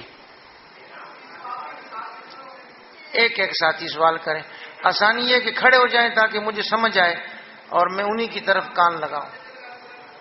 دوبارہ کہیں جی، نفلی طواف کے بھی 7 چکر ہوتے ہیں۔ جو طریقہ عمرے کے طواف کا ہے وہی حج کا ہے اور وہی نفلی کا ہے، یعنی کہ بیچ میں تو 7 چکر ہیں، شروع میں استقبال و استلام ہے، بیچ میں 7 چکروں کے درمیان رمل و استوا ہے، اور آخر میں 3 کام ہے، دعا کرنا ملتزم کی سیدھ میں، 2 رکعت یہ واجب طواف پڑھنا یہ مقام ابراہیم کی سیدھ میں پیچھے جا کر، اور زمزم پینا جہاں سے بھی میسر ہو۔ تو یہ طواف کا حج عمرہ اور نفل تینوں کا یہی طریقہ ہے۔ نفل طواف میں بس احرام نہیں ہوگا، عام کپڑے ہوں گے، یہ ہے وہ فرق جی۔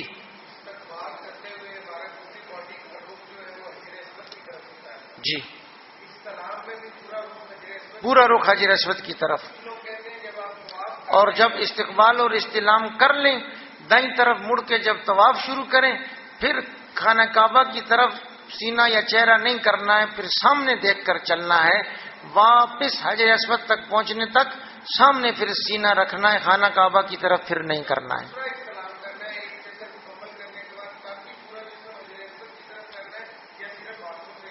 جی۔ صرف ہاتھوں سے اشارہ، اس میں تھوڑا بہت سینہ بھی مڑے گا، اس کی بھی اجازت ہے جی جی جی۔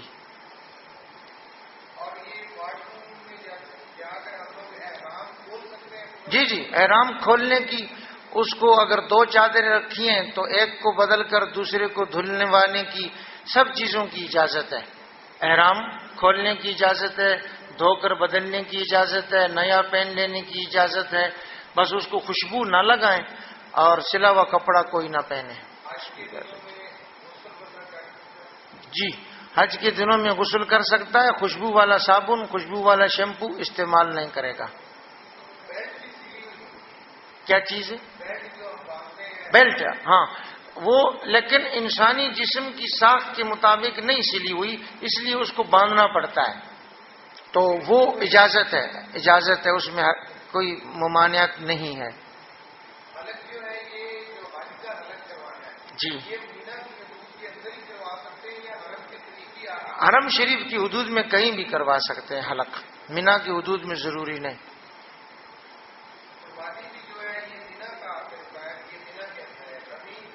حرم شریف کی حدود میں ہے، ہوتی عموماً یہی مینا میں ہے۔ حرم شریف کی حدود ہے نا، وہ ہم آپ کو ایک نقشے میں دکھا دیں گے، تو اسی کے اندر یہ قربانی ہو سکتی ہے۔ نہیں وہ انہوں نے ایک جگہ مخصوص کی ہوئی ہے، اسی میں ہوتی ہے، اس کے باہر تو جانور کی مینگنی گرانے کی اجازت نہیں ہے، خون ذبح کرنے کے گرانے کی تو بالکل ہی نہیں ہے، اور وہ جگہ حرم شریف کی حدود میں ہے۔ موزے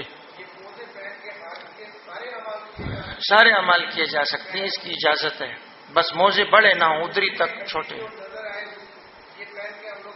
سارے اعمال کر سکتے ہیں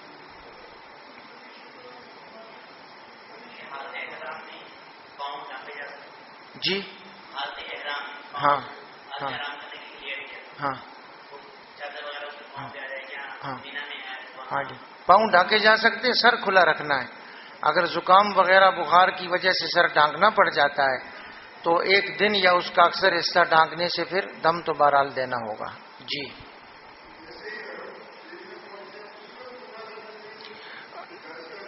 نہیں، اسی وقت فوراً ضروری نہیں ہے، اس وقت آپ کو کھانے کا تقاضا ہے، آرام کا تقاضا ہے، کچھ دیر آرام کر لیں، کھانے وانے سے فارغ ہو کے وضو تیار کر کے پھر آرام سے جا سکتے ہیں، لیکن بلا ضرورت مؤخر نہ کریں۔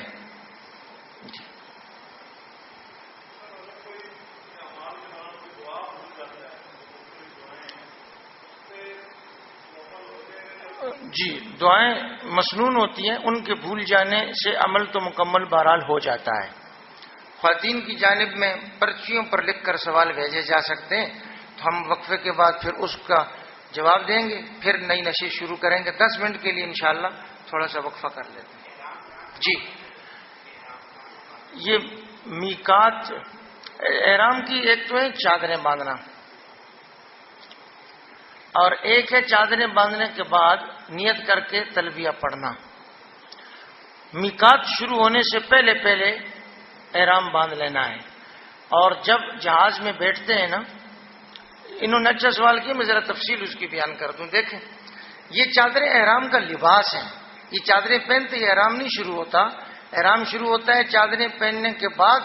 آپ جب نیت کریں گے عمرے کی یا حج کی، اور آپ تلبیہ پڑھیں گے، لبیک اللہم لبیک پڑھیں گے، یہ میقات سے پہلے پہلے ضروری ہے۔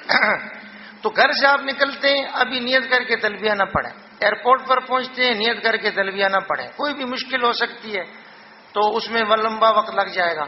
جب جہاز میں بیٹھ جائیں، جہاز فضا میں بلند ہو جائے، تو اس وقت آپ نیت کر کے تلبیہ پڑھ سکتے ہیں۔ میقات آنے سے کوئی آدھا گھنٹہ پہلے، 15-20 منٹ پہلے جہاز والے بتا دیتے ہیں، اس وقت سارے جہاز والے مل کر پھر بلند آواز سے تلبیہ پڑھیں، تاکہ فضاؤں میں بھی تلبیہ کی گونج ہو۔ جی نہیں، نفل یہاں گھر میں پڑھیں، چادریں یہیں پہن لیں، نفل آپ ایئرپورٹ پر بھی پڑھ سکتے ہیں، گھر پر بھی پڑھ سکتے ہیں، یہ سارے کام پہلے سے کیے ہوئے ہوں، صرف نیت اور تلبیہ وہ ابھی نہ کی ہو، کیونکہ کچھ بھی مشکل ہو سکتی ہے تو پھر وہ بغیر دم دیے احرام کھلتا نہیں۔ جب آپ کو اطمینان ہو جائے کہ اللہ خیر کرے، اب بظاہر سب مشکلات ختم ہیں، تو میقات سے پہلے پہلے آپ یہ سر سے چادر اب اتار لیں، کندھے پر لپیٹ لیں، اور آپ نیت کر کے کہ اللہ میں عمرے کی نیت کرتا ہوں، اس کو میرے لیے آسان فرما، قبول فرما، اور پھر آپ تلبیہ بلند آواز سے پڑھیں، اور پھر طواف شروع کرنے تک پڑھتے رہیں، اس وقت نیت کر لیں۔ جی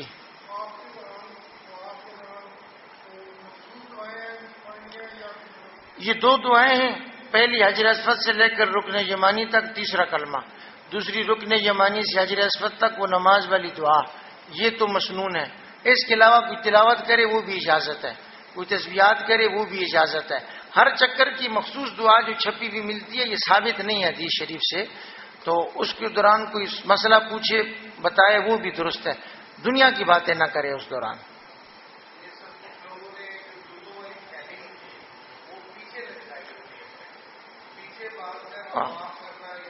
اس میں کوئی حرج نہیں ہے، آپ تو تھیلی کا کہہ رہے نا، بعض خواتین نے بچے بھی لٹکائے ہوتے ہیں اس میں حرج نہیں، کوئی ممانعت نہیں، کیونکہ حج کے جو ممنوع کام ہیں شروع میں آپ کو بتائے کہ 3 پہلے مردوں کے لیے، عورتوں کے لیے مشترک ہیں، آخری بھی مشترک ہے، بیچ کے 3 صرف مردوں کے لیے، یہ ساتوں میں آتا نہیں ہے۔